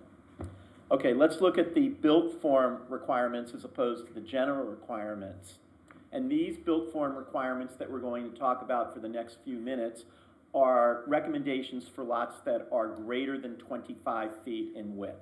So for lots that are alley adjacent, and there aren't that many, but there are some, the ordinance or the zone text language would require vehicular access from the alley. This is to reduce the number of curb cuts and again, maintain the pattern of front yards and buildings to front yards into streets that one sees right now.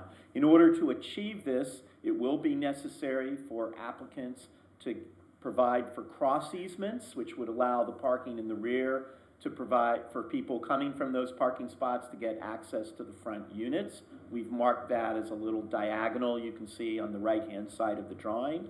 And we've also provided an exception that when 80% or more of the properties on the same block face on the same side of the street have existing vehicular access from the street, then one would be allowed to put a driveway from the street to whatever parking facilities are provided on the lot.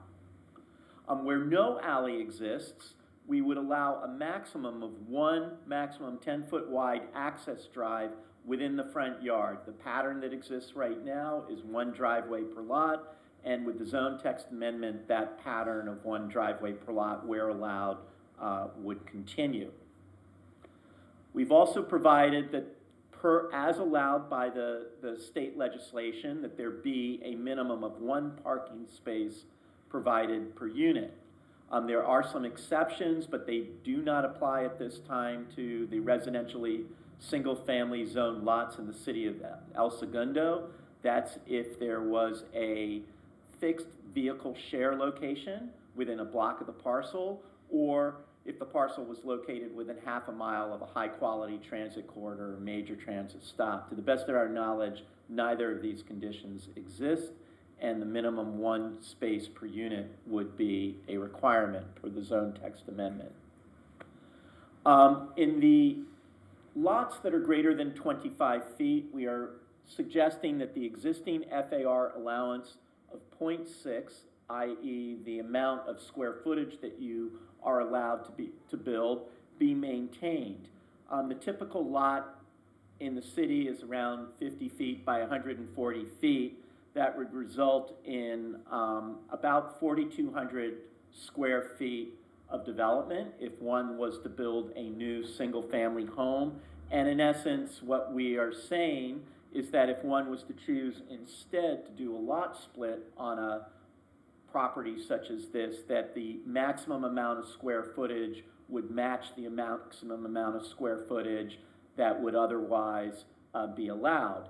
In that sense, we've added some additional language that says units have to be between 800 square feet, which is the minimum the state basically allows, and a maximum of 1,050 square feet, which multiplied by 4 gets you back to the 4,200 square feet.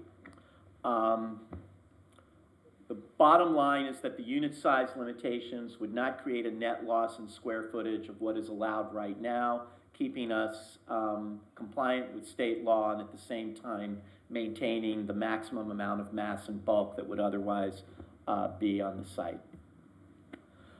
We are suggesting in the zone text language that the front yards of 22 feet be maintained. We've provided for the maximum side yard and rear yard, the minimum side yard and rear yard allowances is permitted by state law.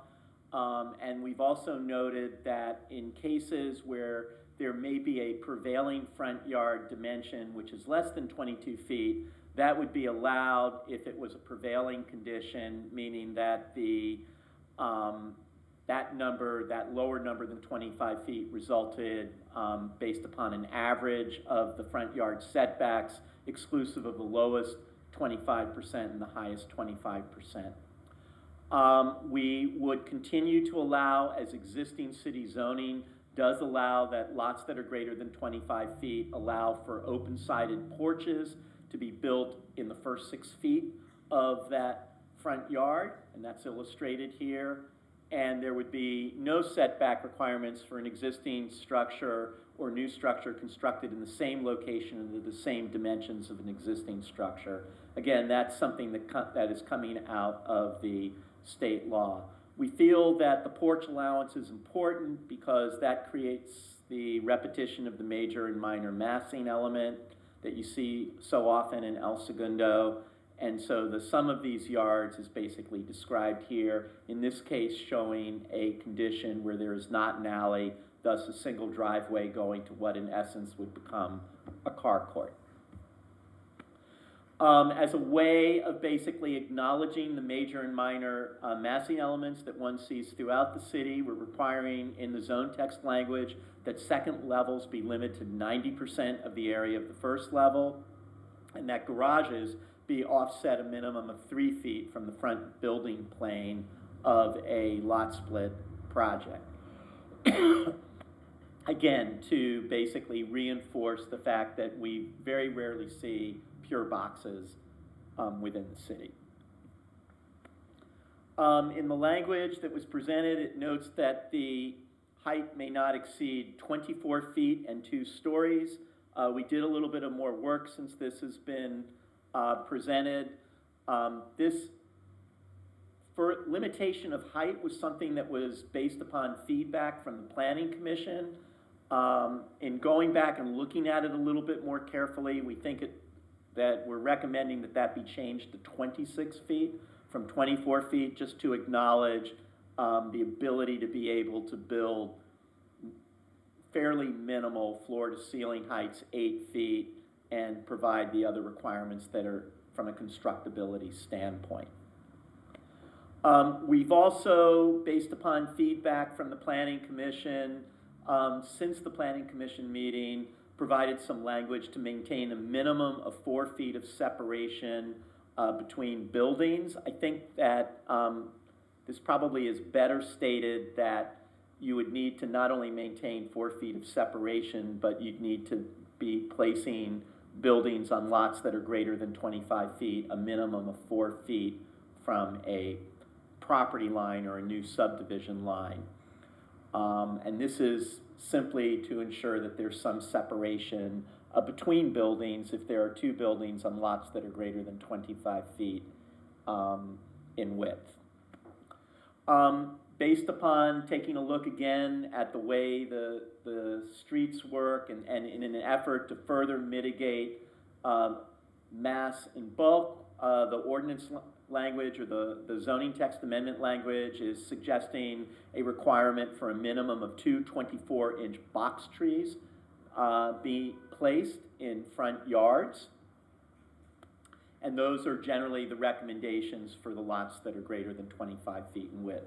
For lots that are less than or equal than 25 feet in width, these prove to be a little bit more of a challenge to think about, just because of the way that the constraints of these size properties intersect with some of the state mandates. But again, they're very similar to what we've just talked about. So we are requiring that all vehicle access be from an alley. We think it's possible to do that even on a site that is 25 feet or less in width. Again, there would be a need for a cross easement to be recorded with this type of a lot split to ensure that there was the ability for somebody who lived at the front to gain access to their car at the rear, and that type of covenant would run with the land. We're also, again, requiring 1 off-street parking space per dwelling unit. So yeah, the first one is requiring that the vehicles come from the alley. The second one off-street parking space per dwelling unit. We're recommending that a FAR, in this case, be introduced, which is 1.0. The way that we arrived at 1.0 was based upon really the mathematics of the 800 square feet. Basically, you have sites that are 25 feet by 140 feet, which multiplies to 3,500 square feet. If you were to divide that into 4, you get 875 square feet.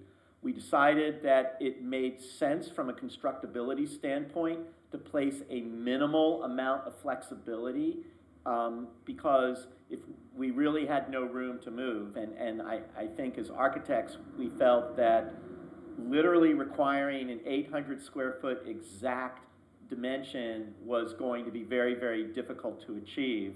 So we took the 1.0, it creates a little bit of flexibility to have smaller and larger units, which we think is necessary.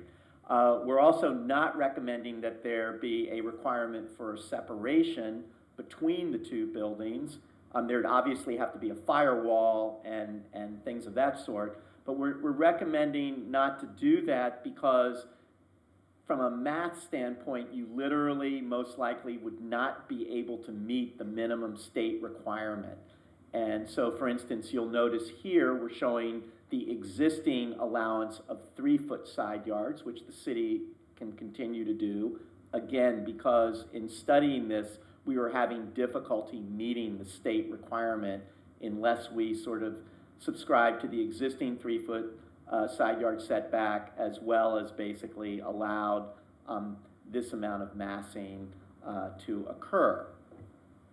Notwithstanding that, we are again providing for a 22-foot front yard setback, which is basically what exists right now, or the prevailing dimension, or what's left. I just described the 3-foot side yard. The rear yard comes from the state allowances, and we're also suggesting in the zone text amendment that a provision that is similar to that which exists on the lots that are greater than 25 feet in width, which currently does not exist for the lots that are less than 25 feet, be allowed, which is to provide for the allowance for a maximum 6-foot front yard porch or veranda at the ground level. This accomplishes two things. One is it makes the state mandated minimum 800 square feet per unit more achievable than otherwise would be the case. And two, it provides for the major and minor massing element that is seen throughout the city. Again, have language that talks about 24 feet and 2 stories, and we're recommending that that be adjusted based upon some internal analysis to 26 feet. And because this lot is half the size of the other lots, we're recommending one 24-inch box tree be placed at the front yard. And as the final slide, I just want to describe the 3 items, again, which we've already talked about, but just to provide for your consideration from the Planning Commission, that there were 3 basic ideas. One, they wanted us to include a height and story limitation for all lots, which we have done. They wanted us to require a porch or veranda on lots that were less than 25 feet in width to create massing modulation, which we've done. And they wanted us to include a building separation standard for lots that were greater than 25 feet in width, which we've done as well. And that is basically a summary. And Michael and I or Eduardo are happy to answer any questions or listen to any comments that you might have. Thank you very much. Thank you. Before we get into comments, we're going to open it up for, as a public hearing. This is the time and place here to fix for a public hearing. City Clerk, was proper notice of the hearing given in a timely manner? It was. Has any written communication been received regarding this public hearing? No. Okay. Great. We'll open it up for discussion. Councilman Nicole. I just had a couple questions for, oh, sorry. We need to close public comment first. Oh, sorry, yeah. Is there anyone on that would like to address the council? No? Do we have anybody Okay. out in the hallway? Because I did notice there were people out there. Oh, okay. Okay.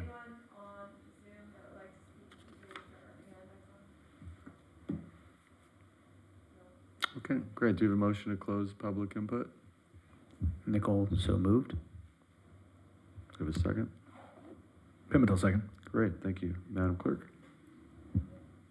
Councilmember Drew? Yes. Councilmember Nicole? Aye. Councilmember Prescott? Yes. Mayor Pro Tem Pimentel? Yes. Mayor Boyles? Yes. 5-0. Thank you. Okay, Councilman Nicole. Couple questions, and Michael, this might be for you, but it may also be for the consultant. When we talk about 1 parking space per unit, is this covered or is it uncovered?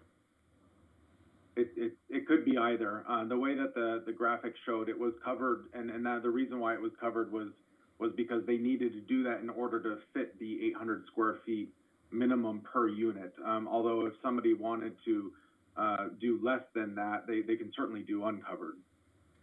Next question. On the, there was a slide up there with what essentially created a flag lot. Now, I know that flag lots are not allowed by our code, but this would allow for a flag lot. This would allow for a 10-foot driveway back to a rear unit.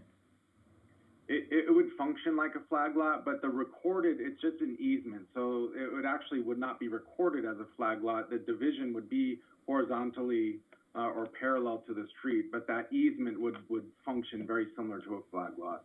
Okay, and then next question. So if these are uncovered parking spaces, like there is a stipulation in the R1 code, like if you have a detached garage in the rear, there is, I believe it's like a 21 or 25-foot halo. It's like the turning radius, so that a car can back out and then turn and get out. But in some of these, we're talking a minimum of 4 feet. I don't understand. So, and the other question to that, so you can speak to it, is because my fear with what was proposed, what was stated, was it's a 10-foot wide driveway that gives access to the rear unit. If the two units are only 4 feet apart, there is no garages mixed into there. There is no turning radius halo. And to that point, then we're talking about stacked parking for the two units. Is there any stipulation that this parking cannot be tandem parking for Unit A and Unit B, or? Yeah, that's a good question. They can be tandem, and they will have to meet the other underlying standards in the R1, so those backup requirements will be imposed. But at the end of the day, if it's restrictive enough where they cannot fit at least an 800 square foot unit, we will have to exercise some flexibility with the development standards. But otherwise, they could do tandem in a configuration so they could adhere to the rest of the development standards like backup requirements. Got it. And essentially, we're talking about a lot of R1 zone, but in the R2 zone. So currently in the R2 zone, if you wanted to build a duplex, you're required to provide 2 covered parking spaces per unit, correct? That's correct. And so would you just, I guess with this passage, is this all of a sudden then, if you own a duplex and you currently have 2 covered spaces per unit, are you no longer required to maintain those? I mean, I know that you can do an ADU because ADUs are allowed in any and all residential zones, but I mean, does this somehow change our current R2 code? It does not. Right now, this is only applicable to the R1 zoning designation. Because this really sounds like they thought it through, you know? Sorry, Mike. Sorry, Michael. I'm kidding. What was my other questions? Oh, the question on height. Don't we measure height currently by the midpoint of the slope of the roof?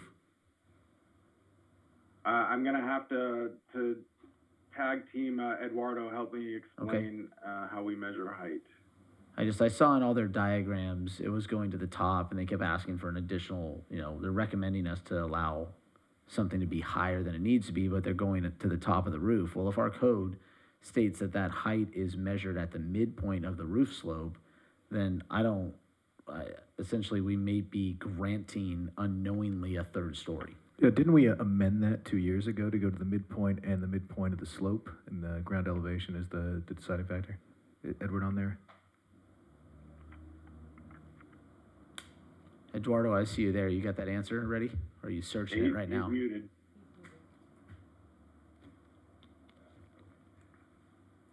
Muted while frantically flipping through the binder.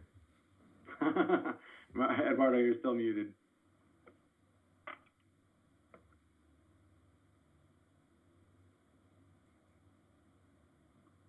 Yep, there we go. I think. No, we can't hear you, Eduardo. If you're in the office near Michael, yeah, Eduardo, why don't you come on over? Just walk on over there and put on your mask. All right, while he's coming over, are there any other quick questions that we could tackle?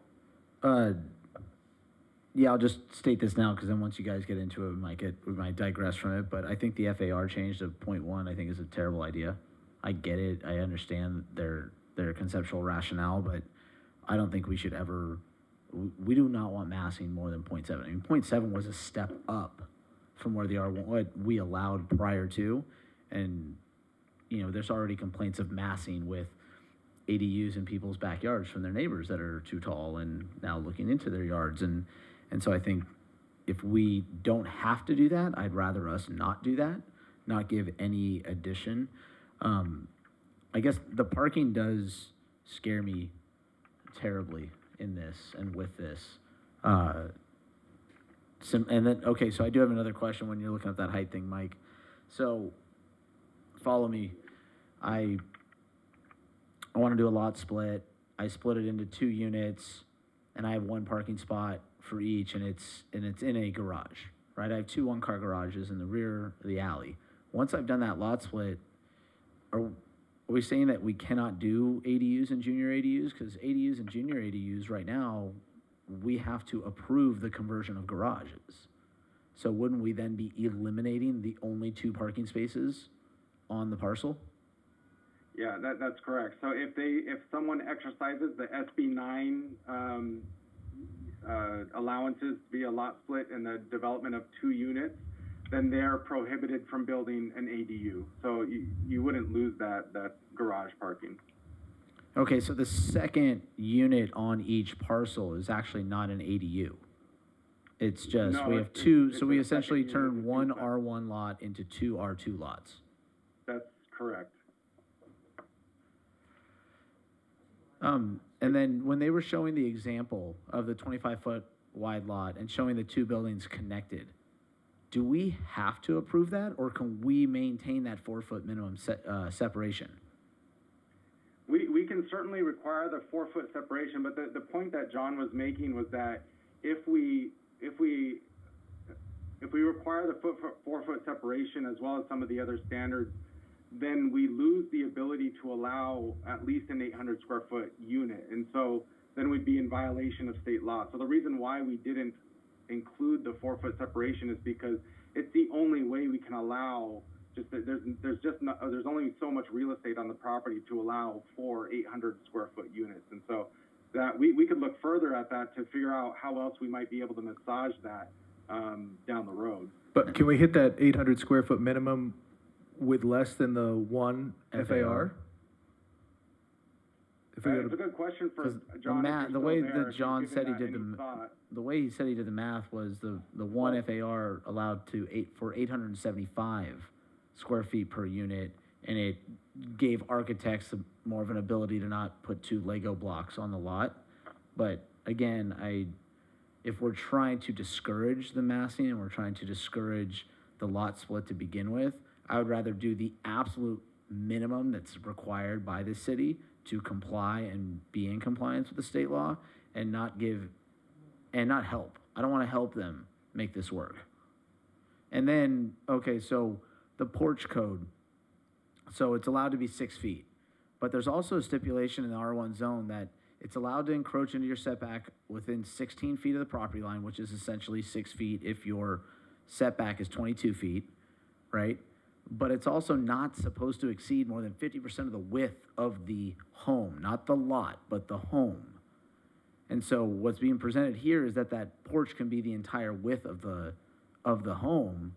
And so essentially what we're doing is, and the reason, and I believe if you go back in time, one of the reasons why they didn't want the porches, they were going to allow porches to encroach into the setback, and they didn't want them to be the entire width of the property because people were enclosing their porches.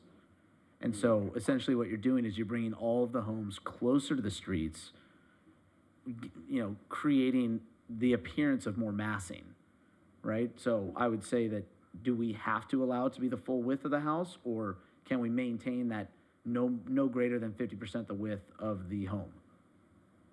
Because it still creates an architectural porch, a little covered porch, but they may be less inclined to enclose that porch.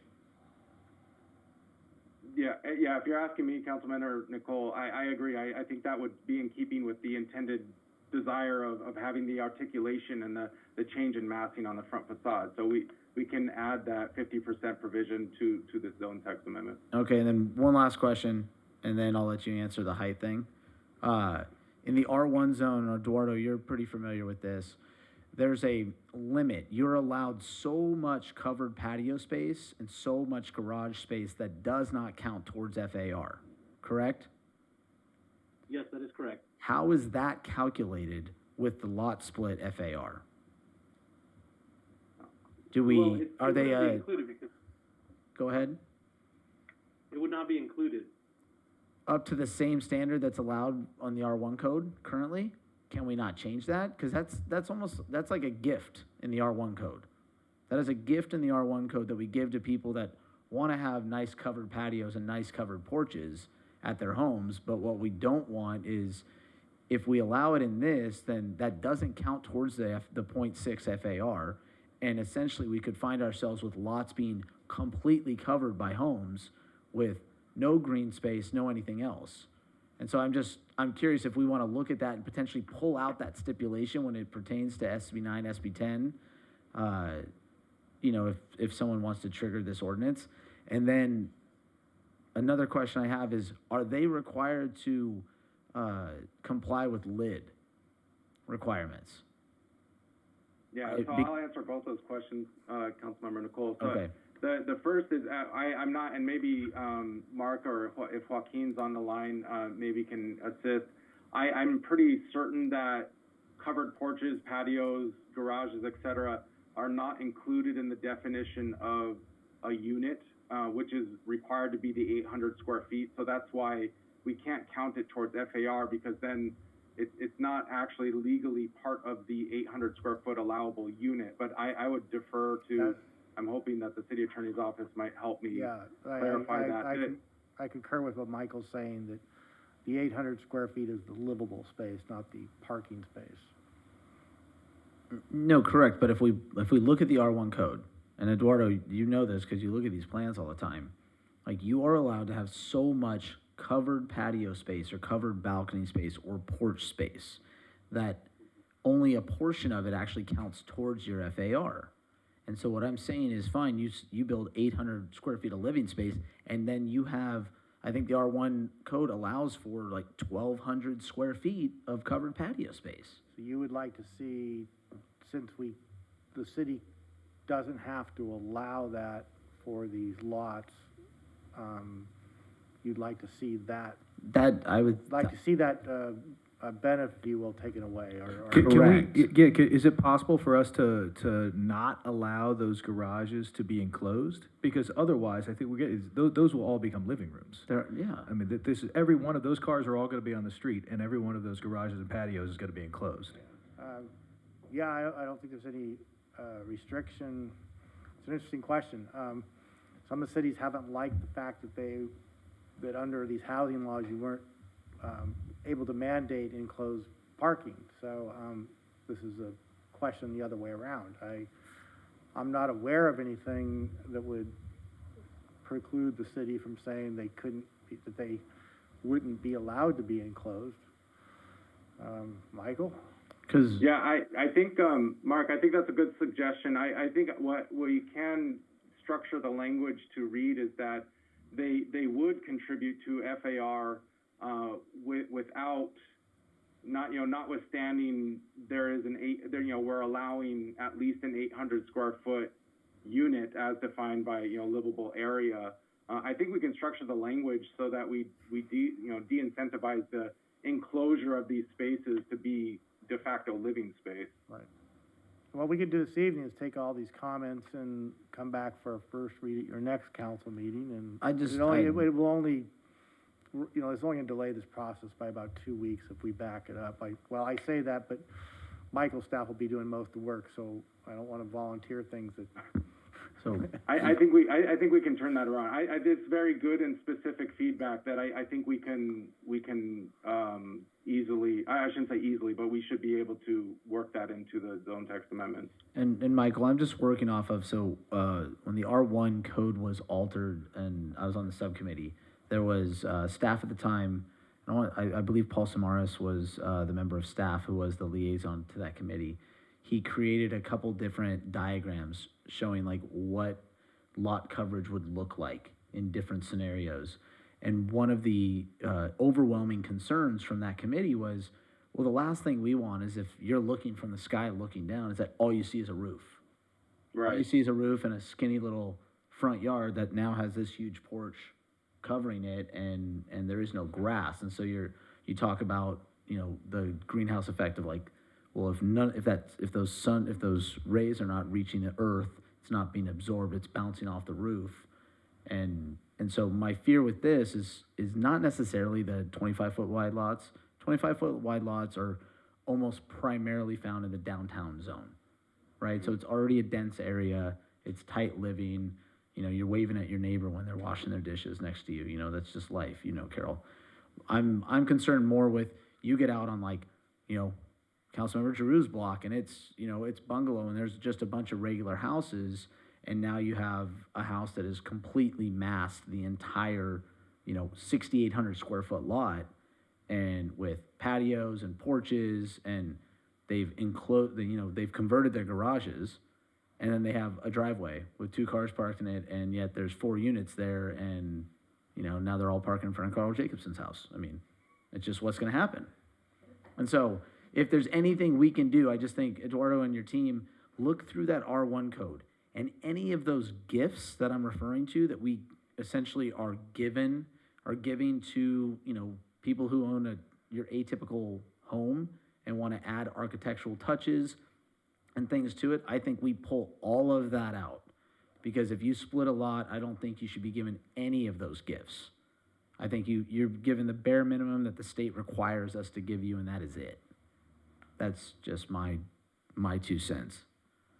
And also the height requirement. If it's the midpoint, then I think we need to go back and we need to be careful about changing those height limits. Because if we find ourselves all of a sudden with 3 stories, we're gonna be in trouble. And to clarify that point of height, yeah, we do measure it to the top of the roof. We no longer measure it to the midpoint. Okay, we used to then, right? We used to do midpoint? We used to, that is Okay, correct. perfect. Thank you for that clarification. Okay, before we direct staff to go back and revise, before it comes back for first reading, are there any other thoughts or comments? This is just a basic parliamentary point on, if you are looking at splitting a lot, are there 2 pathways where you can look for the ministerial approval through SB 9 and a discretionary approval at the same time? I want to make sure we're not facing a legal workaround on this. Could someone go and apply for a discretionary? No, there won't be any discretionary process for these SB 9 lot splits or the urban lot splits. It'll all be ministerial. As long as they comply with these standards, they'll be allowed to do it. Okay, thank you. Okay, so staff's gonna come back with some revisions, and we'll have it for first reading either in 2 weeks or in 4 weeks. Great. That's correct, but we'll continue this just so that it tracks and we don't have to renotice anything. We'll continue this until the February 15th, 2022 council meeting. Great, thank you, Mr. Hensley. Okay, let's take a recess before item 10. Let's come back. Can I just add 2 points? They're not, related to this topic, but not too specific to this topic. You know, as we talk about implementing SB 9, SB 10, 2 things that we need to think about is in our existing, we have people parking in alleys that are actually parking in the alley, and we have not been really enforcing that law that they should not be parking. Like a lot of times where if you go in an alley, you'll see cars parked halfway in the alley, which really is illegal. So we really need to, if we do get a lot of these conversions, that is going to get worse. And in addition to that is trash. You know, on a trash day, a lot of times the trash that comes out covers a large portion of parking. Well, now all of a sudden, if you have 4 units in a 1 unit, the trash basically is exponential. So where does those trash cans go? And do we need to put some ordinance in place that says you cannot block X percentage of a parking space for trash? So it's just, those are the things we have to think about, because it's gonna come, and we need to be in advance prepared to resolve those 2 issues. Okay, thank you, Councilmember Perstuck. All right, we will reconvene at 8:30, please.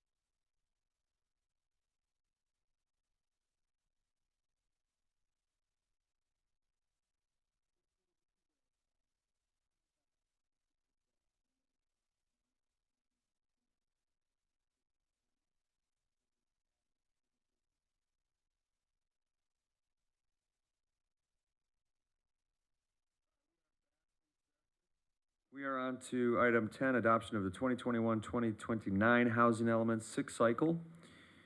And this is a time and place here to fix for a public hearing regarding adopting a resolution approving a negative declaration in the final draft 2021-2029 housing element environmental assessment number EA 1271 and general plan amendment number GPA 1904. City clerk, was proper notice of the hearing given in a timely manner?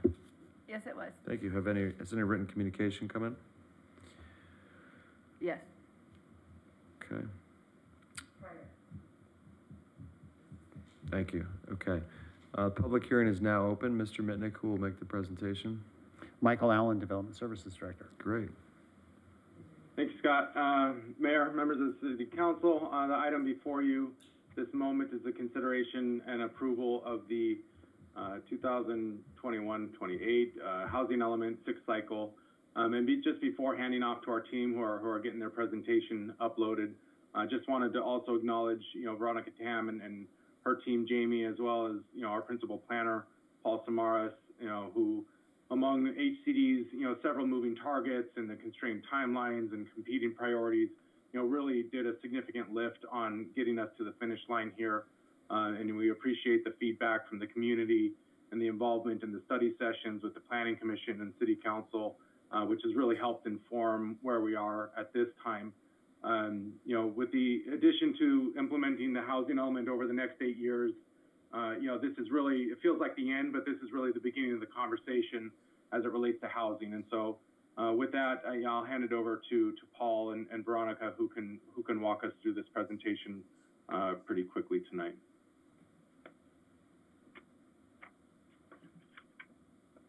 Okay, ready, Veronica, Jenny?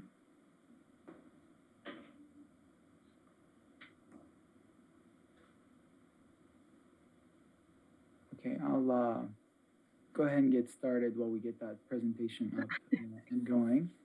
One more time.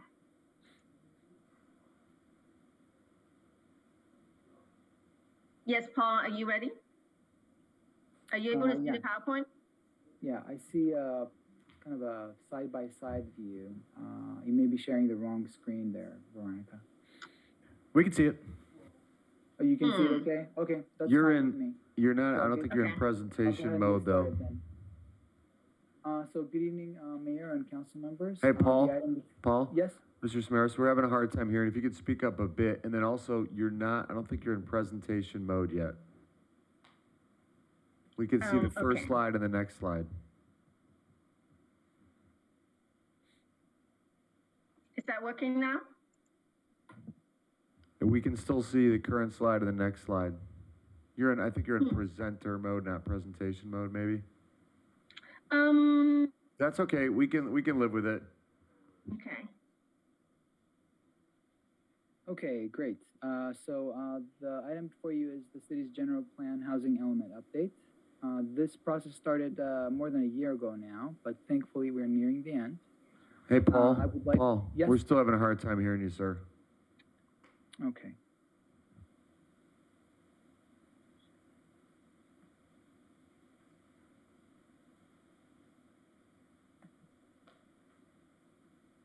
Can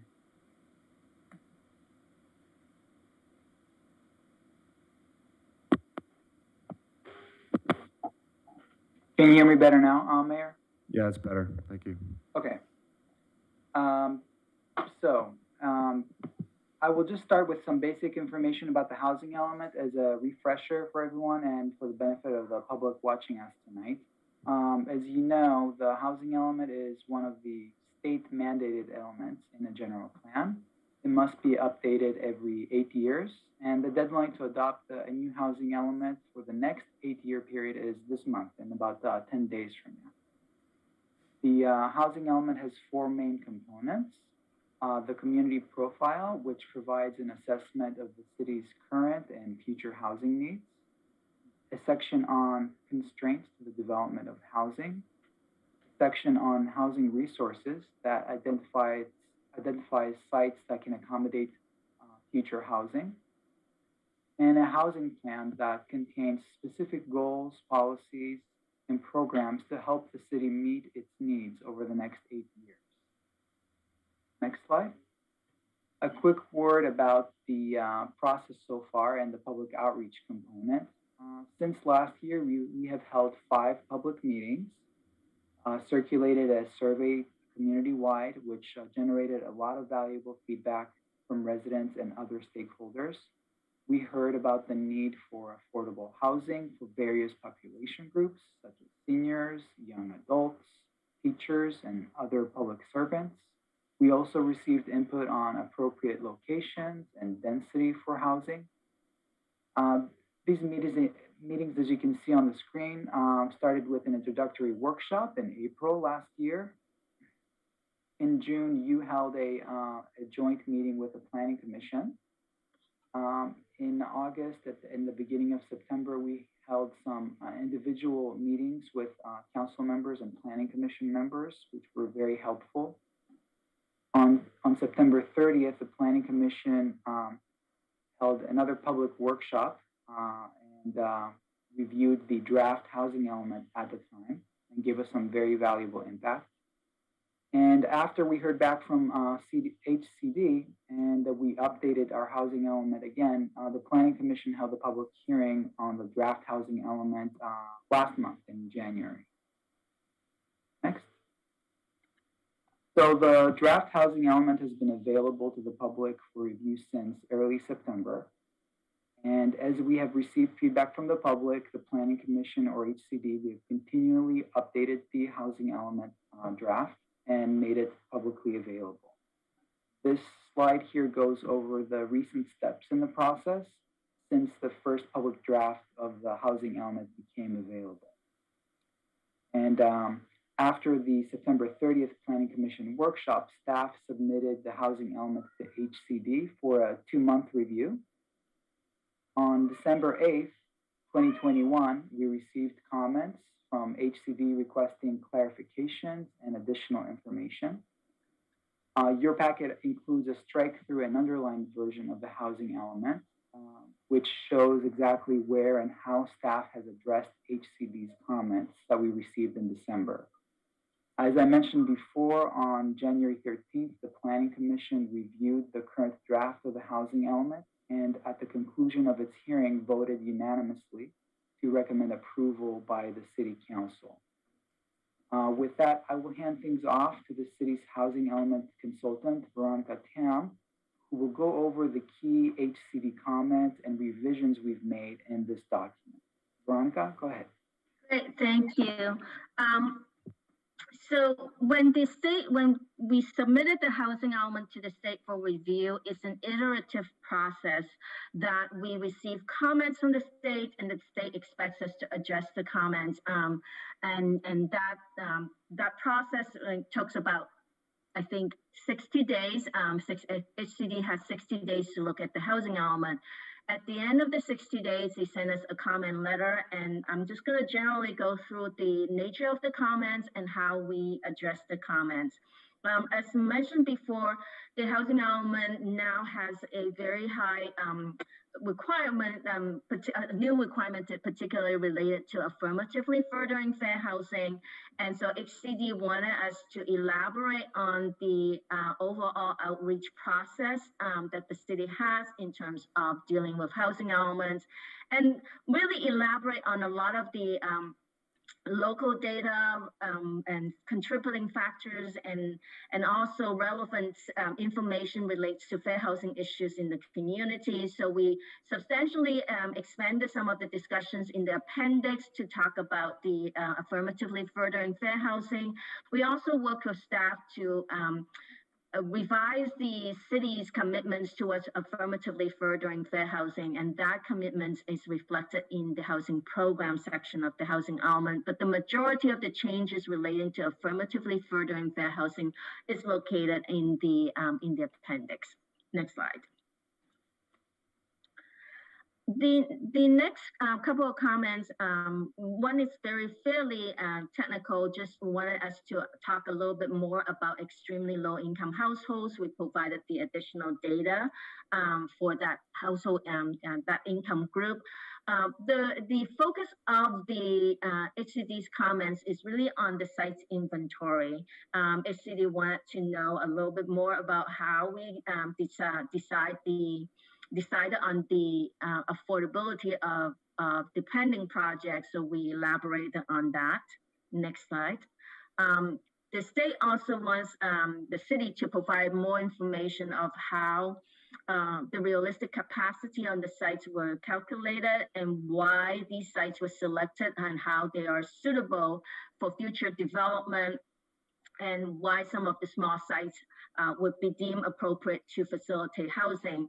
And again, in the housing element, much of the changes is to expand our discussions and provide more narrative about these sites and how they can facilitate housing production in the future. Next slide. HCD also wanted us to talk a little bit more about environmental constraints and infrastructure, but based on the sites that we have selected, there are really no unique constraints that would preclude these sites from being developed in the next 8 years. Next slide. The next set of comments from HCD focuses on constraints, land use control and development standards. HCD want more information about the city's provision of a variety of housing types and your processes, and also your overall fees, whether it is particularly on your conditional use permit fees, and also want to know a little bit more about the city permits housing for persons with disabilities. And so the housing element, the constraint section of the housing element was revised to provide additional information and to clarify that while the city does have a CUP fee that seems high, but most housing projects do not go through a CUP process. Next slide. Then the next set of comments came from HCD, relates to housing programs, particularly the state is interested about your inclusionary housing and affordable housing strategy and the timing and what are the commitments. We were, at the time of the originally writing the housing element, we didn't have a lot of details about your inclusionary and affordable housing strategy, but we were able to update all that information. Now that the city has entered into agreement with many mentions, we were able to add a lot more information about that. And so the housing program sections, we expanded the discussions about timing, commitments, and outreach process that the city will undertake in order to develop the inclusionary and affordable housing strategy. Next slide. As I mentioned before, comments related to affirmatively furthering fair housing also requires the city to be more elaborate about your specific commitments to overcome fair housing issues. And so we are able again to incorporate the city's commitment to inclusionary and also affordable housing strategy and incorporate those actions into your fair housing actions. And finally, just to provide more specific quantifiable objectives on rehabilitation programs, services, and also to make sure that the city continue to conduct outreach. Next slide. So with that, those are the basic comments come from the state staff and the consultant. We feel that we have fully addressed HCD's comments. Certainly, you know, HCD may still come back with some additional questions, but we feel comfortable that we have done a good job in satisfying their comments. With that, I'll pass it back to Paul to talk about the next steps and staff recommendations.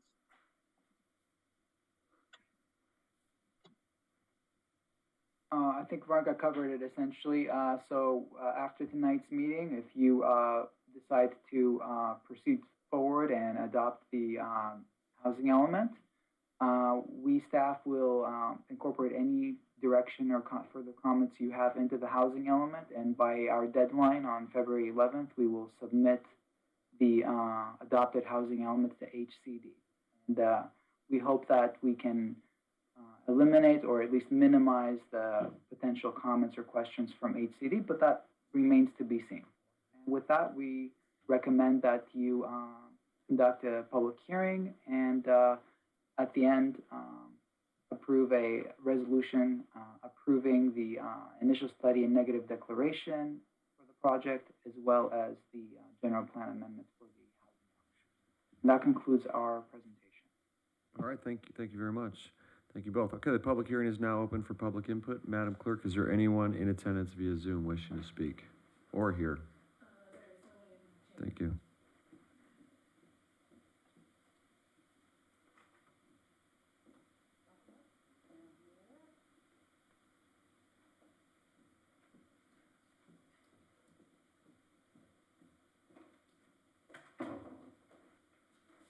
I'm smiling.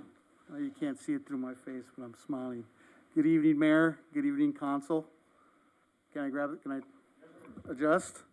Thank you so much for taking the time to hear our comments on the housing element. We're asking that as you consider to approve this housing element, that you would consider incorporating some language into the housing element, that you guys would include language about utilizing a skilled and trained workforce to build any of large-scale projects to help out with this housing element. Local hire and skilled and trained workforce reduces construction-related environmental impacts while benefiting the local economy. Other cities have not hesitated to apply a skilled and trained workforce requirements for private development projects in their cities as well. Recently, the city of Hayward in Northern California, they've adopted a skilled and trained workforce requirements in the general plan into the municipal code as well. So we ask that you would consider that as well. Local and skilled and trained workforce requirements can boost economic development and mitigate transportation and greenhouse impacts by minimizing vehicle miles traveled. You know, so when there's local hire requirements in place, people that live in the community get to work in the community and then get to spend the money in the community that they live. And so that's what we're asking, that you would consider that tonight as you consider approving this housing element. Thank you so much for your time. Have a wonderful evening. Could you just really quickly state your name, please? Thank you. Oh, I apologize. My name is Rafael Pimentel with the Southwest Regional Council of Carpenters. Thank you. Thank you.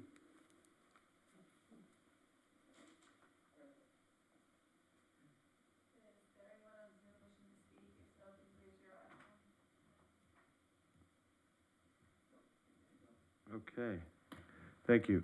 Stating your last name, does someone like to make a motion to close the public hearing? Jeruso moves. Thank you. Okay, and Madam Clerk, could you please take a voice vote? Yeah. Pimentel, second. Sorry, thanks. Councilmember Giroux? Yes. Councilmember Nicole? Yes. Councilmember Perstuck? Yes. Mayor Pro Tem Pimentel? Yes. Mayor Boyle? Yes. 5-0, you're closed. Thank you. Okay, council discussion.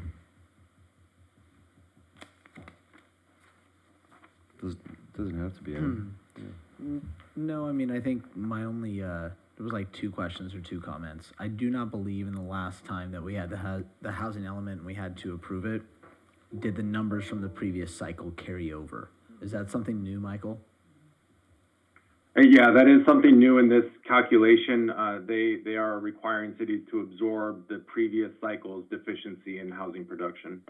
And then just so everyone understands, if the parcels that were identified as potential places where units can be found, we are not restricted to only allow housing on those parcels, correct, during this next cycle? I mean, if a project came up on a parcel that was not identified in this housing element, we're still allowed to move forward with that, correct?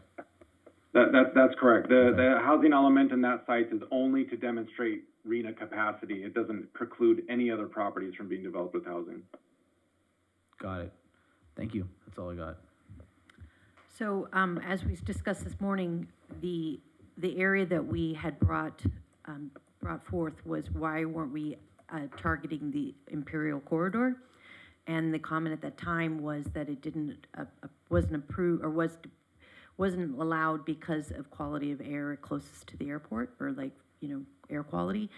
And so I've asked Michael to really reevaluate that, because we do have multi-million-dollar homes in that area.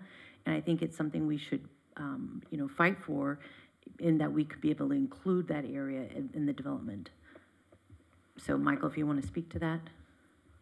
Yeah, we've taken that note, and that's a program that we're happy to explore moving forward through this housing element cycle.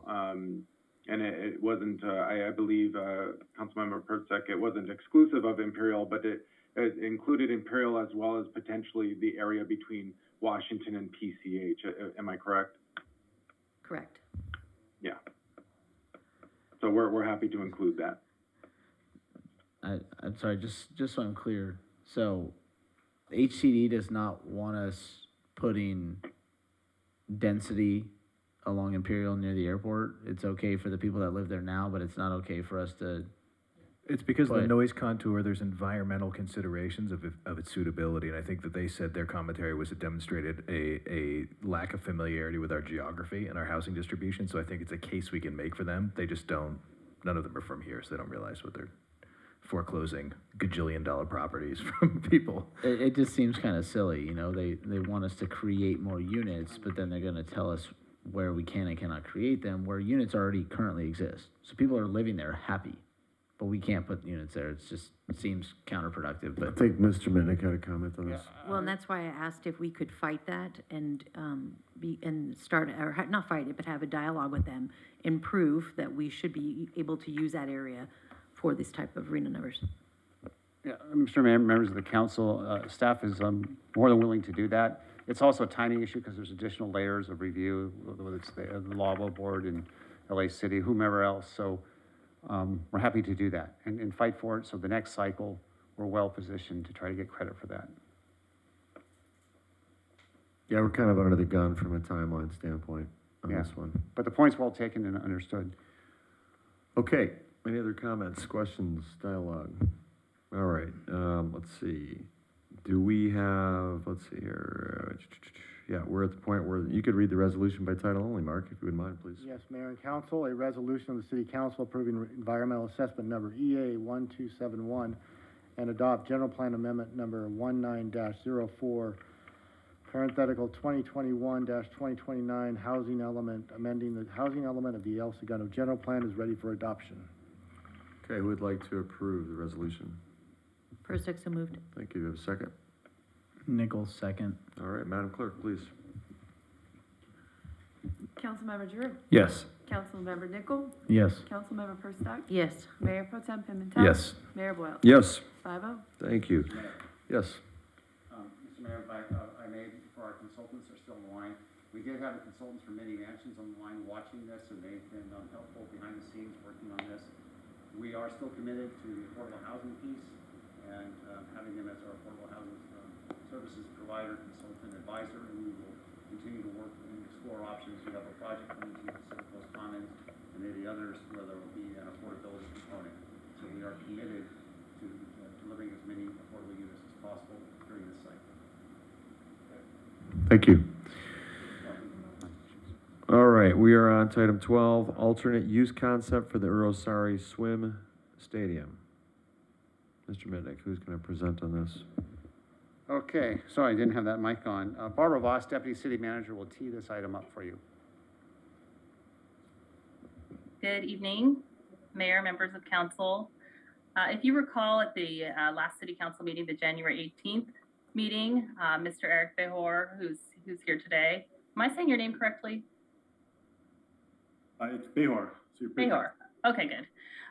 He's with Left Point Development, and he introduced during public communications an alternative use concept for the Urho Saari Swim Stadium, more commonly referred to as the Plunge. And I would like to introduce Mr. Behor today, or this evening, it's well into the evening at this point, to provide his presentation and his concept for an alternative use for the Plunge. So Mr. Behor, go ahead. All righty, thank you, Barbara. Let me get my presentation up here real quick. Wait.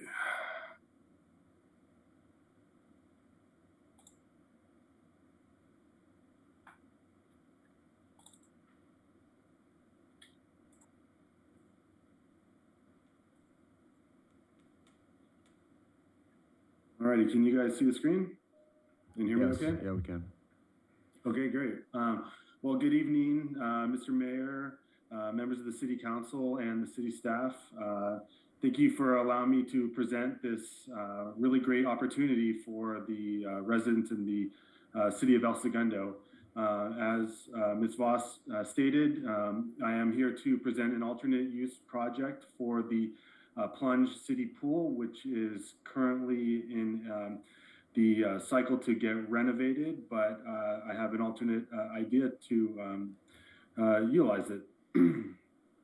Please feel free to stop me at any time. I'll give a little introduction about myself, talk about the project concept, a little bit about the surfing experience. So, you know, the cat's out of the bag, interested in changing the Plunge to a surfing facility. Talk about what that means in terms of the Plunge update plan, how this project will benefit the city and the residents, how it will also meet the residents' expectations, talk a little bit about the financial opportunity that this project presents, and then sum it up. So I'll go ahead and jump to the next slide. I'll talk a little bit about myself. I founded Left Point Development last year. It's a local El Segundo company. Myself, I have been a resident of El Segundo since 2014, so about 8 years now. I've worked in El Segundo my entire life. I've got 13 years of project and program management experience with a degree in engineering and an MBA as well. The advisors for my company are Tricia Haas and John Haas. They're the married founders of Bombora LLC, as well as the inventors of the Epic Surf wave pool technology, which I'm going to present to you guys here shortly. Billy Scott, who is the operations manager for the pool company, who is our contracting partner for the installation of the wave pool facility. Lou Wemple, who is business development manager for Aquatic Development Group. ADG is the leading water park development company in the U.S., and of course my family. So, you know, when coming up with this idea, you know, our objective was that, you know, we really wanted to create a safe, fun, and unique surfing facility that adds value to the residents in the city of El Segundo. Our original plan did not involve the Plunge, but when someone brought up the idea of converting the pool into a potential surf facility, the idea was just so good that we had to go down the path and see if it's feasible.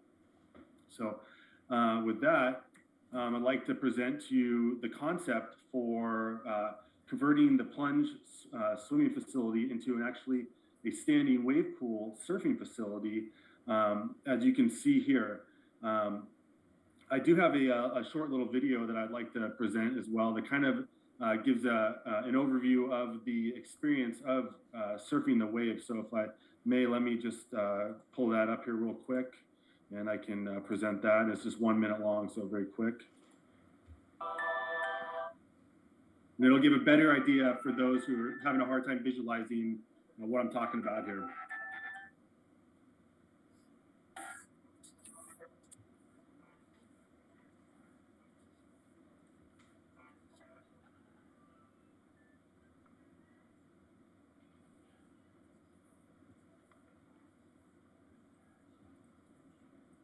Mr. Behor, we're still on the deck. Oh, shoot. Thank you.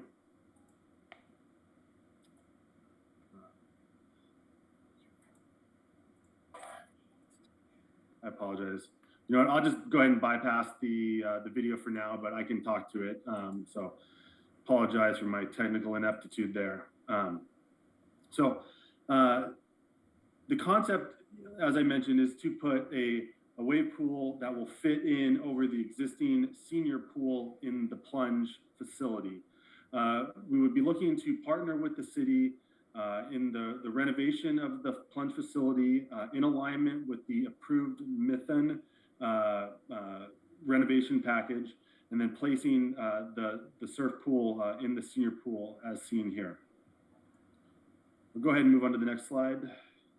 This is a top view and kind of shows how the the surfing machine fits into the Plunge facility rather nicely. The plan would be to build a 50-foot wide surfing pool that has pumps that fit into the existing pool itself and shoot water down across the wave that allows someone to surf.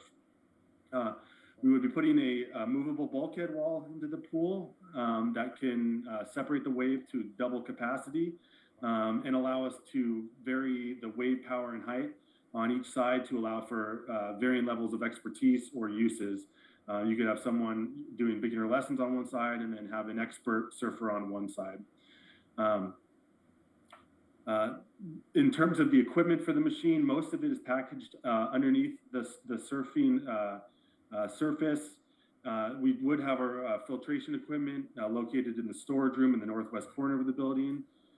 We would look to place our control electronics in the existing women's locker room with the guys that we could convert the men's existing locker room into a split male-female locker room. We would also look to fill in the junior pool to create additional terrace space for people to hang out, food and beverage options, and event space as well. But, we looked at, we came and visited the pool when they had the open house for the viewing for the RFP process that was going on in December. We assessed whether or not, the pool would be a good spot for this, the condition of the pool, and we think it's a really ideal spot, and that the pool, the condition it is, would take the machine rather well, and that this could be a great option to fit in here. Does anyone have any questions before I move on? No, sir. Okay, thank you. All right, so talking a little bit more about the surfing experience. This is truly an excellent experience for all. It's safe, it's fun, and it's not just for surfers. It's for people that like the boogie board, body surf. You can do stand-up paddleboard. Old and young, beginner to expert. This is something that everyone in the community can enjoy. And I made the point there. It's not just for surfers. It's people that like snowboarding or other board sports, skateboarding. People that enjoy just outdoor, different types of activity. It's really for everyone. So it's really gonna expand the user base for the Plunge facility, by implementing a wave pool. One thing that makes this really unique is that it's a deep water wave. And what I mean by deep water is that I think a lot of people in the past are familiar with what's called the flow rider, which has a thin sheet of water going across the bottom that you kind of surf on. This is actually water that's up to about 2 feet deep, and it allows you to use normal surfboard, which really provides a realistic and satisfying and challenging surfing experience, that people will keep coming back to do. As I kind of mentioned before, all types of boards can be used: short boards, long boards, SUPs, boogie boards. You can even kayak or body surf. So wide range of programming that can be done. It's a social, memorable thing. This is truly something that generates camaraderie amongst the people during the sessions.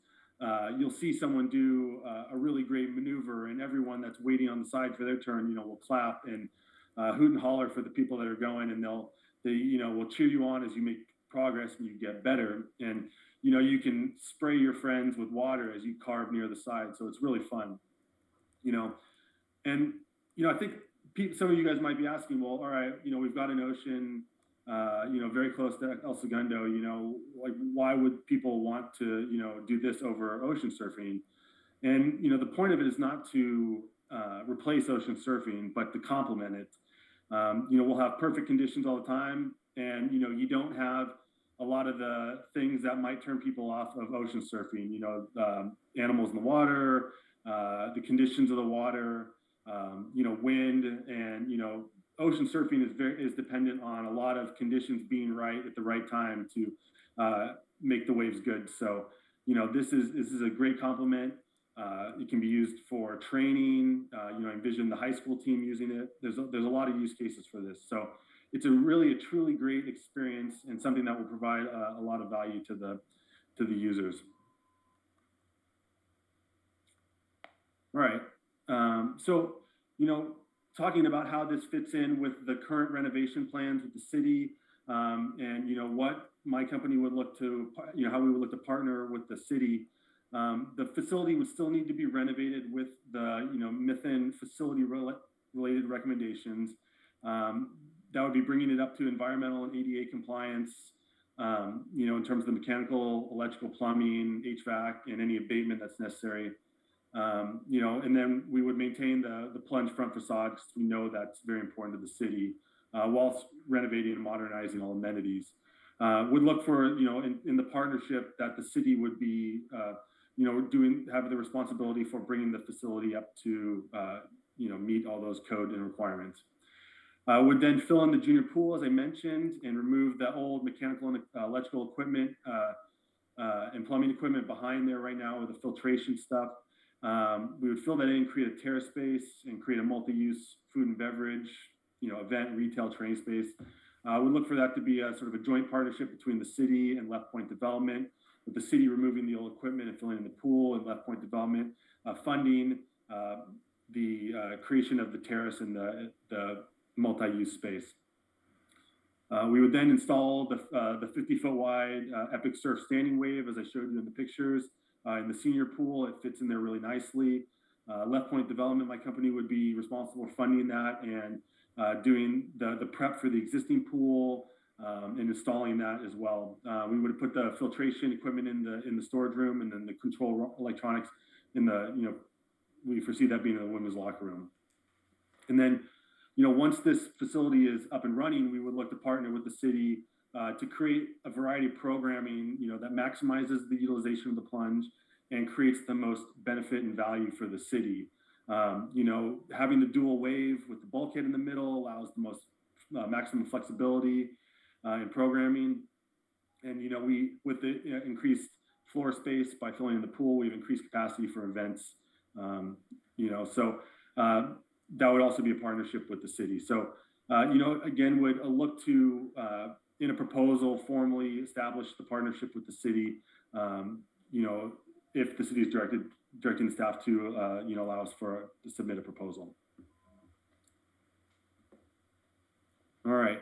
So, you know, kind of talking about the project benefits, you know, I think that this implementation, this use case of the plunge really truly maintains the soul of the plunge. You know, it's going to increase visitation to the plunge, so you're really going to, you know, bring more people to the facility to get the benefit, you know, the historic value of the facility, and as a water sports venue. It will also bring significant positive impact on the city of El Segundo. There's been studies that have shown direct correlation between having a surf break in your city and the economic value that brings. Trestles, the surf break trestles, which is in the city of San Clemente, it's well documented that that surf break alone generates $8 to $12 million worth of revenue for the city of San Clemente, purely based upon the surfers coming to visit. And they say that the average surfer spends about $25 to $40 when they go to the, you know, surf there. I'm not saying that, you know, this is going to be equate to a trestles-like wave, but there will be significant positive impact because, you know, as a surfer and knowing a lot of surfers, you know, most surfers don't come to El Segundo to surf. They go down to El Porto or, you know, other spots in the South Bay, or they go up to, you know, north areas in the Bay. So, you know, this will bring in a lot of people for the city and make a significant positive economic impact. We also believe that this appeals to a wider demographic than swimming alone. As I mentioned before, this really will appeal to, you know, anyone that is interested in trying a new, fun, and challenging sport. Surfing's popularity has really grown over the past, you know, 5 to 7 years. It's an Olympic sport now, so, you know, it's getting a lot of visibility there. And so anyone that's wanted to try surfing, but it's been, you know, for one reason or another, you know, not wanting to try ocean surfing would be, you know, interested in this. You know, promotes an active and healthy lifestyle.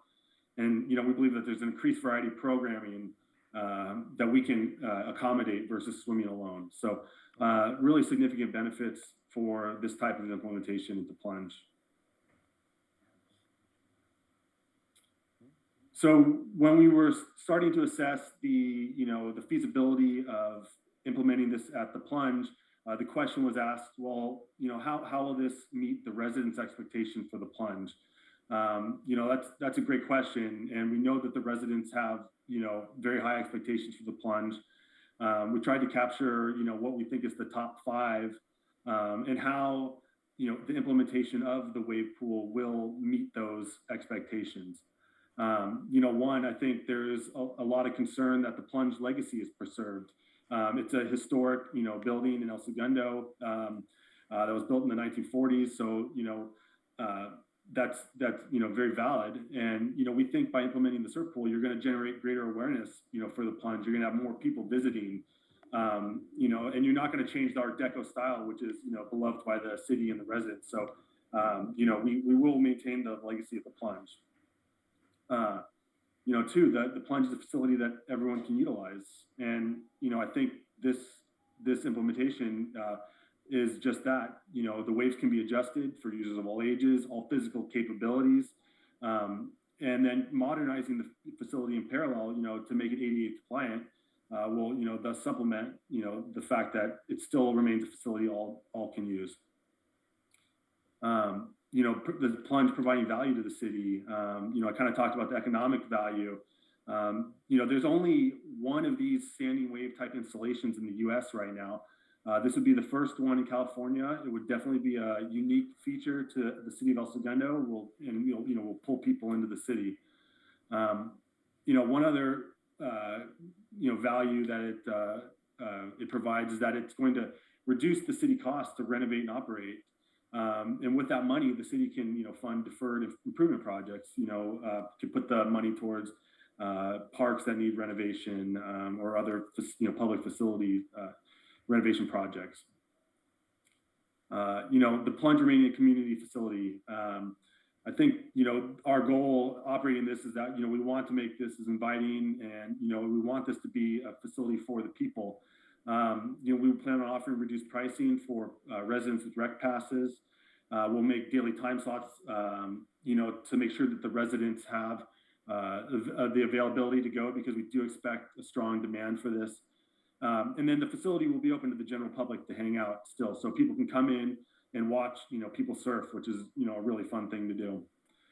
And then, the Plunge, it's for the people, by the people. We'd be renovating this and operating it in a partnership between the city and my local development group. The project will create, about 20 to 25 jobs. We would look to staff those with El Segundo residents first. And then again, the wages for the staff would be paid by my development company, which would be operating the facility, not the city. So that's off the books as well. So, in short, I truly believe that this will exceed the the expectations of the residents of El Segundo. Talking a little bit about, the current plan to renovate the Plunge and the challenges and the opportunities that this is presented with. Do know that the renovation is expected to cost between $8.5 to $10 million, and that there is a funding gap that currently exists in this plan.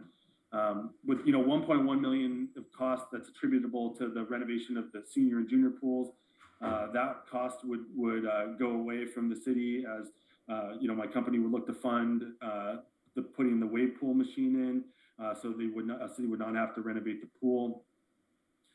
And then, in terms of, ROI for the, economic ROI for the renovation plan, I know that the Plunge itself is, the cost is subsidized for the residents of El Segundo. I think it might have even been free to people with rec passes. But, when if the Plunge gets renovated per the current plan, it may be tough for the city to recoup the investment on the renovation. And it might also cannibalize the aquatic center revenue as well, since people are primarily using that right now. From an opportunity standpoint, again, I kind of talked about the initial investment, being reduced for the city. And I put the bullet that, this creates renovation flexibility to further reduce the city investment. And what I mean by that is, we wouldn't need to, when you're building a pool, California code has requirements for a certain number of bathrooms and showers. This wave pool is actually not technically a pool. So it sort of mitigates the requirements of having a certain amount of restrooms and showers based upon the people that are going to be visiting the facility. So we could, reduce costs by only renovating one of the locker rooms in the plan. And then in terms of, tangible and intangible ROI, it's a revenue generating opportunity for the city. And then there's the intangible, value increase, by, bringing people to the city, allowing, allocation of resources to deferred projects. So, again, I think this is a great opportunity for El Segundo. I really like the Plunge as, a venue for this type of feature. It's going to have a really significant positive impact on the city, while at the same time preserving the legacy of the Plunge. From a financial standpoint, it will, help the city as well. We'll meet and exceed the resident expectations. And again, it's aligned with El Segundo's mission statement. It's a city where big ideas take off. And I think this is a big idea. The timing's right. And, El Segundo is just the right city to, make a big step like this. So, I think would appreciate the city council's consideration in, evaluating this project and potentially directing the staff to allow my company to put forward a proposal for implementing this in the Plunge. Thank you, Mr. Behor. I'm going to open it up for comments and questions. Yeah. I just have one comment. How many people can be surfing at one time? That's a great question. So with the bulkhead in the pool, splitting the wave into two, you have 2 people surfing at all times. And then the other surfers are queued up on the side. As soon as someone falls off, the next person goes in. So for a 45-minute session, you would expect to get 10 to 12 waves, on the turns on the wave.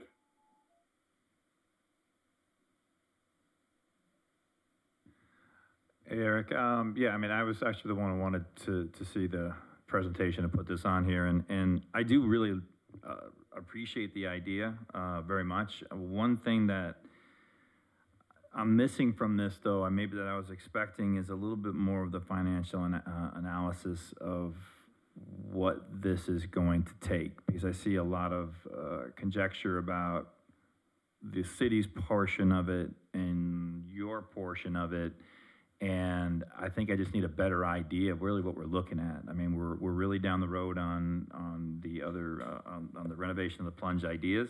And what I was really hoping is to see something a little bit more to act on. And I think, for me anyway, love the concept. I do have my issues with doing the renovation of the Plunge and the amount of money it's taken, but I don't really see right now, based on what you have here, something for me to say yes to as an alternative. I like the idea, but the financials was my biggest gripe about the Plunge being renovated right now. And I don't see from your presentation how this is going to be better.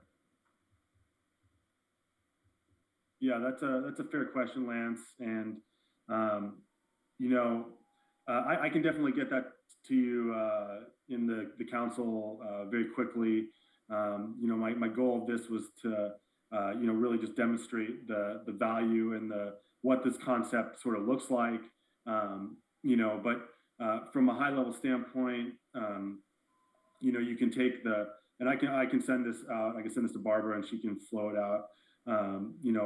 You would take the cost of the pool renovation out of the proposed cost, based upon the Mithun estimate, the 8.5 to 10 million.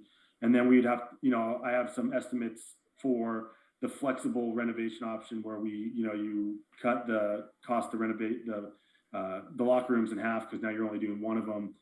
So I can get that to you. I wanted this to be more of a qualitative pitch, in terms of what this is bringing. And then, follow that up with a more detailed, economic assessment for, how this would fit into the pool.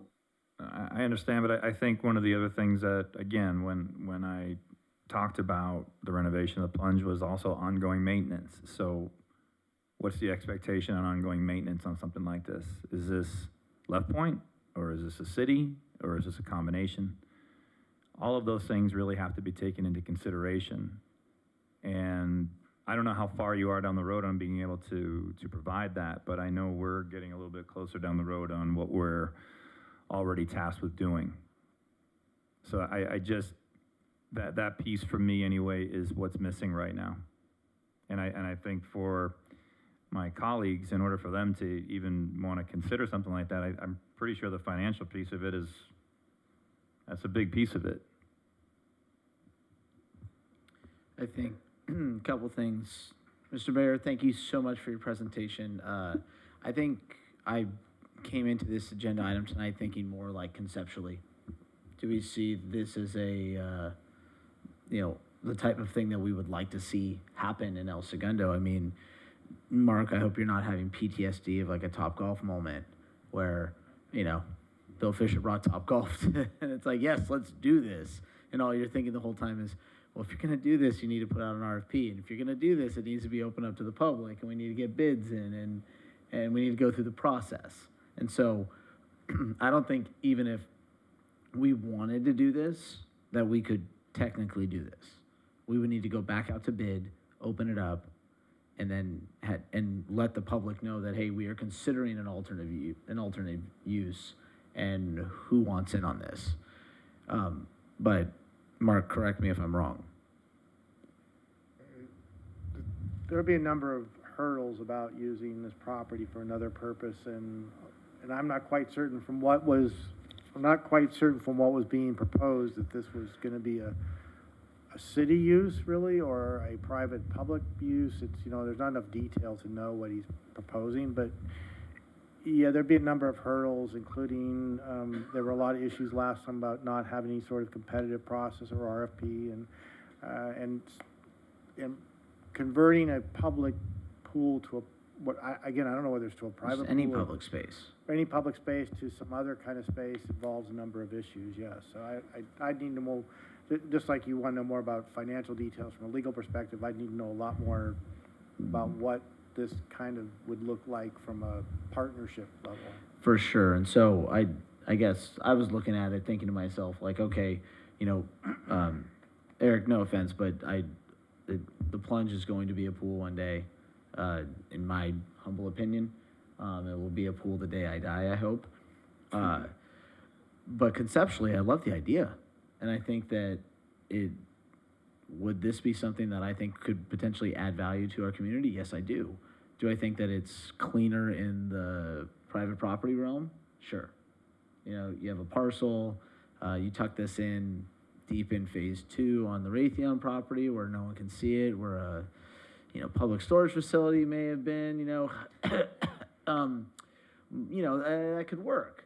Or, and when we start talking about public property, city-owned public property, and you start thinking about how, we have these assets and are they underproducing, and this council, by and large, while we were running for office, were asked, what revenues are you going to bring in? Where can you find new revenue? What's going on?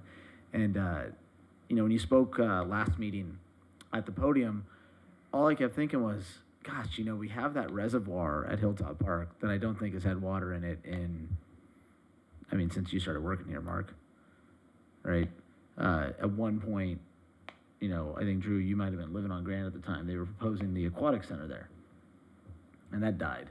And that was before they had proposed the aquatic center at the high school with like Measure Q or whatever that was. But I would go so far, like this agenda item says, give staff direction. I would go as so far as to say, Mr. Mitnick, can you ask staff, check with Elias Sassoon, check with the water department, find out, like, do we use that site? And if you know what I'm talking about, at Hilltop Park, there's a pool, there's a park, there's a parking lot, there's a water tower. Well, on the, what is that? That is the, if you're looking at the park itself, it is the southwest corner of the park, or southwest portion of the park. there is a reservoir that is the size of an Olympic swimming pool, if not larger, that is just sitting there, likely home to mosquito nests or something, right? I mean, it's doing nothing. And so if you want to talk about an opportunity, or for us to say, hey, staff, we have this land, we're not using it, could we potentially enter into some land lease opportunity with some alternative concept? I think there's opportunity there. You know, because then all it is, we are just the landlord. We're just leasing it out, just like we do at the lakes, you know? And that's I think a concept that could potentially be explored. But as for an alternative use of the Plunge, you know, Councilman Giroux, you're correct. We're pretty far down the road there, and I think that you know, I do not want to go in reverse and go back to drafting a new RFP for an alternative use concept and have to open that can of worms. But I do like the idea of this potentially finding a home in El Segundo. I think it'd be fantastic. I'd surf it. You know, and I think, Scott, that that's my ultimate goal, you know, as a resident, you know, of El Segundo, that I, you know, really think, you know, I love the city, and, you know, I want to bring something that's going to bring a lot of value to it. So my ultimate goal is to build it in El Segundo. The Plunge is a fantastic option, but if, you know, if there's other spots, you know, that could be considered as well. I had some personal experience in the space, which I shared with Eric. He happened to be walking by my house over the weekend. One of the cities in Southern California went through a wave pool RFP process, and I can just tell you it was 70 pages. And if you think about the Topgolf RFP that we went through, that was super comprehensive and extensive, and I'm just, Eric, putting this out there just as a reference point so you kind of appreciate what might be ahead. It's a huge decision because, like, if you think about Topgolf, we're talking about committing that property for 50 years. And anytime you use public property, it's going to come with a high degree of scrutiny. So just to put it out there for you, I think your presentation was great, and I have more questions, but those will come later. Yeah, thank you, Mayor Wells. Appreciate it. So I think we are, well, yeah, we're closing it out, and then, I don't know, Councilman Nicole, you brought up the idea of the reservoir. I don't know if that's something you wanted to address tonight or at a later date. Oh, I just think, I would love to know from staff, like, it's at Hilltop Park. Okay. You know, what, do we use it? Do we not use it? Because, hey, if we don't use it, I mean, it could be a soccer field. I mean, it could be lots of things. It is property that we own, that we are liable for what happens on it, and it's... We do use it, but not extensively, but it is used. What is it used for? Swimming, like overflow. Does overflow water go into there? I mean, I would rather check with Elias soon, check with the water department, and actually know for certain the last time, you know, water was either pumped into there, or if it just holds rainwater when it catches the rainwater, or... Are you talking about the pool? No. If you look at the map, there is a giant unused reservoir. That's the drainage, I think. Okay, Again, let's talk to the water department. Let's figure out exactly what it is. Because at one point, conceptually, it was thought to be a potential location for the aquatic center that has now found itself on the campus of Da Vinci High School. The initiative did not pass because the neighbors really didn't want the aquatic center there. You know, and the council at the time did not want to face the neighbors, apparently, is what I was told.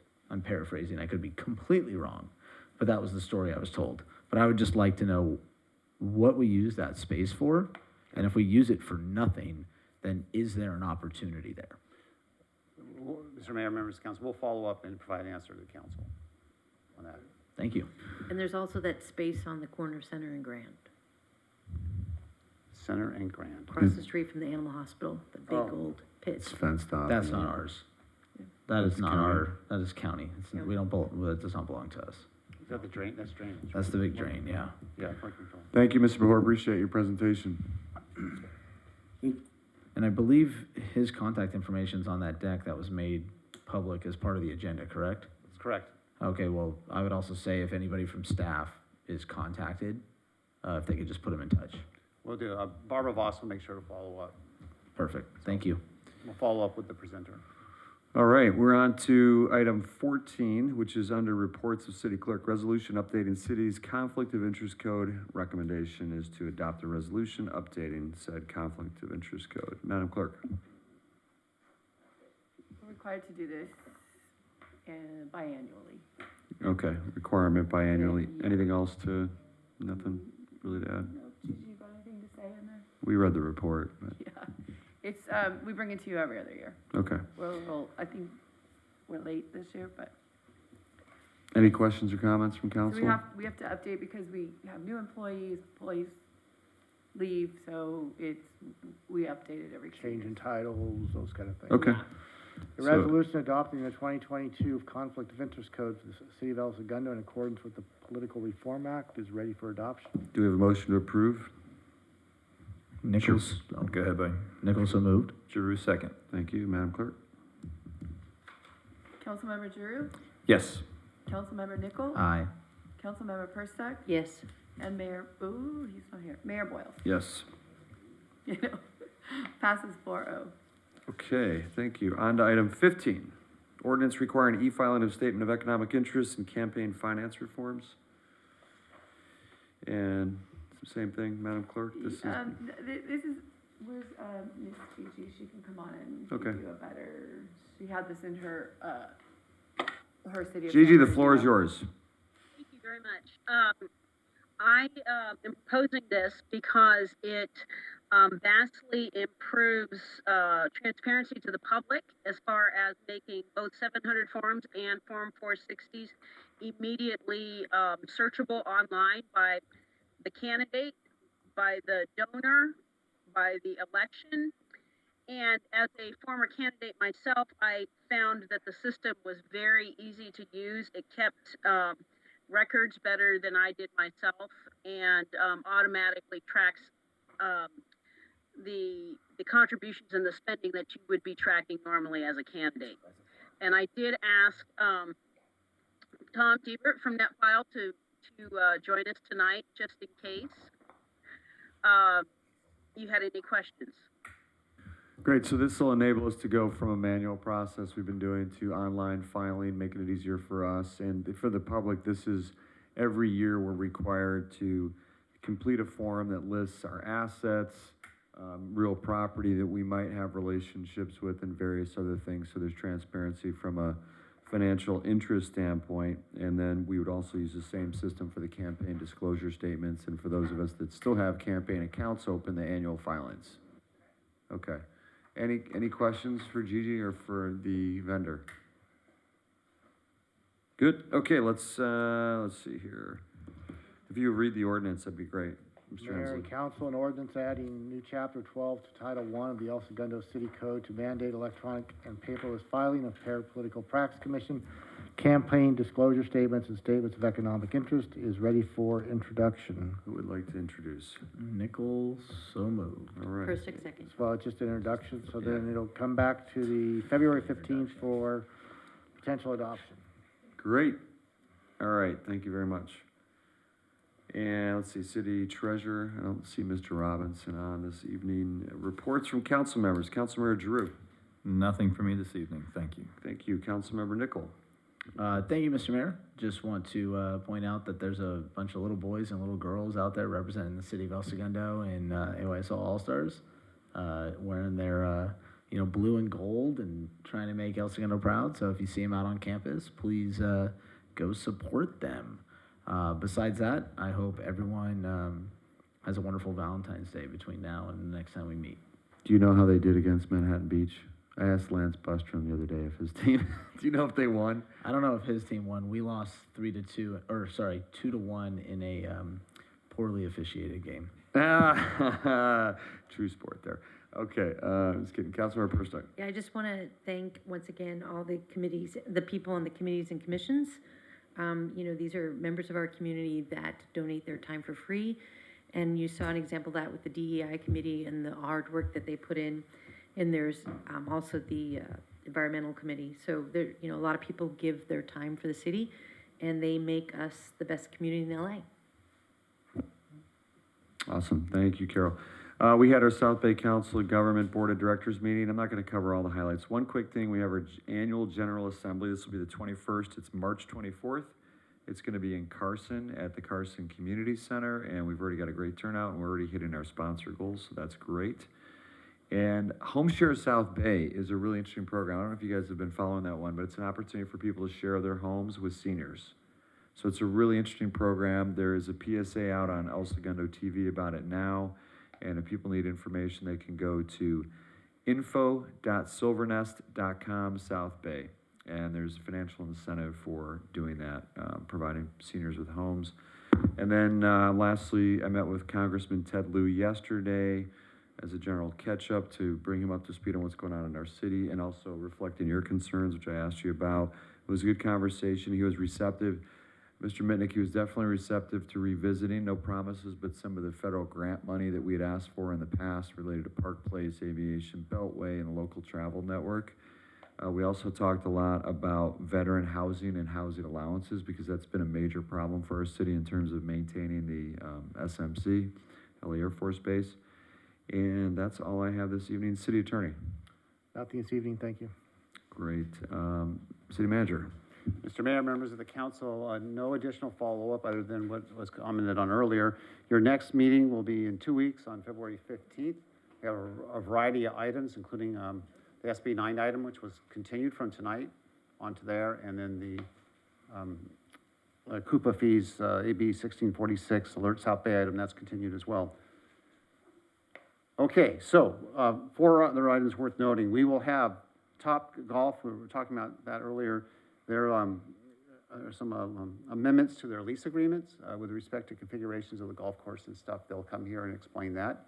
Very exciting. We are on track for that project to open right around the middle of April. We will also have our finance director will give you the audited annual financial report for last fiscal year, fiscal year 2021. Sorry about that. We will have the mid-year budget review. We're just more than halfway through the current budget year. And finally, we'll have the legislative platform for 2022 in front of you. And we will put information about housing in there. The SB 9 discussion, we'll make sure we have that flexibility to support or oppose legislation dealing with that subject. Thank you. Thank you, Mr. Mitnick. We've got, unfortunately, more memorials to read. It's been a tough month, January going into February here. I'll read one, and then Madam Clerk's going to read the other one. First one is for Dorothy Dukakis. Dorothy Dukakis left us on Thanksgiving and joined her husband in heaven. She passed away peacefully at her home, surrounded by family. The same home she shared with Jack since 1964. Life with Jack, her future husband, started shortly after the war. Her husband recalled, "A young girl walked by and glanced my way. The young girl was blonde, well-built, and beautiful. Her name was Dorothy Alberts from the Polish Hills district of Pittsburgh. 4 years later, they were married. This was the beginning of a long and loving family that would span generations. Dorothy worked as a Van de Kamp's lady, stocking shelves in the traditional Dutch outfit. Later, she worked for Hughes Security as a secretary. During this time, she piled up her own list of accomplishments. She was on the Recreation Parks Board of Trustees and also the Library Board of Trustees from 2002 to 2006. She was a member of Toastmasters and received an award for Women of the Year for El Segundo Business Professional Women on October 17, 1983. Dorothy was an avid walker and could be seen in her broad rim hat and shorts walking through the neighborhood. Her active life was cut short due to health issues. She leaves behind 4 sons, Bob, Rick, Chris, and retired El Segundo PD Lieutenant Scott Dukakis, 9 grandchildren, and 7 great-grandchildren. And may you rest in peace. And Madam Clerk. Thank you. Kelly Berner left the world peacefully and into the arms of God on January 8, 2022. Kelly was born in Brooklyn, New York, July 16, 1961, moving to San Pedro with her family in 1970. After graduating from San Pedro High School, she started college at El Camino and worked at Sunrise Medical, where she met many of her lifelong friends. Even at this early age, she was an entrepreneur, working craft fairs and helping friends out with their projects. She eventually joined Hughes Aircraft in El Segundo, where she met her husband, Greg. Kelly convinced Greg on numerous occasions to sneak out of work and spend the afternoons at the beach. She could be very persuasive.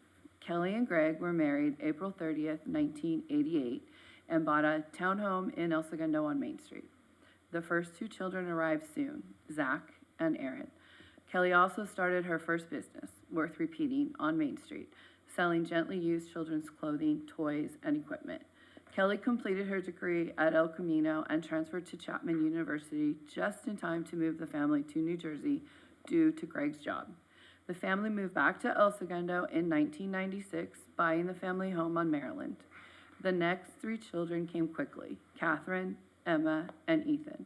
After a few additions and remodels, we finally had enough room for all and moved Ethan's crib out of the bathroom. The kids grew older.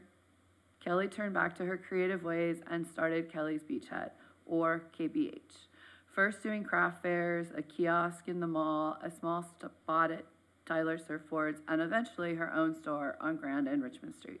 She put all her love for the beach and the ocean, her eye for decorating, and her desire to connect with and help people into the store. She gave many local artists a venue to display their talents. She used her skills to design gifts and craft displays that reflected her passion for the outdoors, using the colors of the sea, the sand, and shore that she loved so much. When the kids were asked what they loved about their mom, they responded. Her strength and love for her kids. She cared about us so much, and she would never back down when she cared. How determined she is when she put her mind to something, her laughter and her hugs, her positivity, even in tough times. Kelly will be buried in the family cemetery in Benton Ridge, Ohio, on April 30th, 2020, Kelly and Greg's 33rd wedding anniversary. Thank you, Tracy. I know that's hard for you. She's a dear friend of yours. Okay, we are going to go back to closed session. It's 9:42. We'll probably be in there, I would say, Tracy, by like 9:48 or so. Thank you.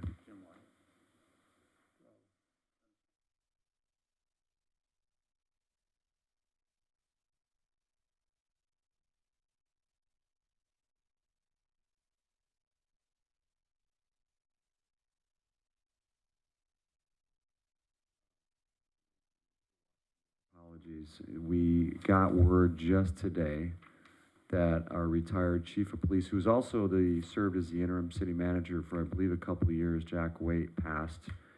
As I mentioned, we just got word today, and many people in this building were devastated by the news, had worked really closely with him, and had a great reputation as a leader and as a friend in this organization in the city, and we'll have a memorial one of the next council meetings. Thank you for the reminder, Scott. And if we get information about services, we'll put it on the city website for the public. Great. Thank you very much, Scott. Okay, back to closed session.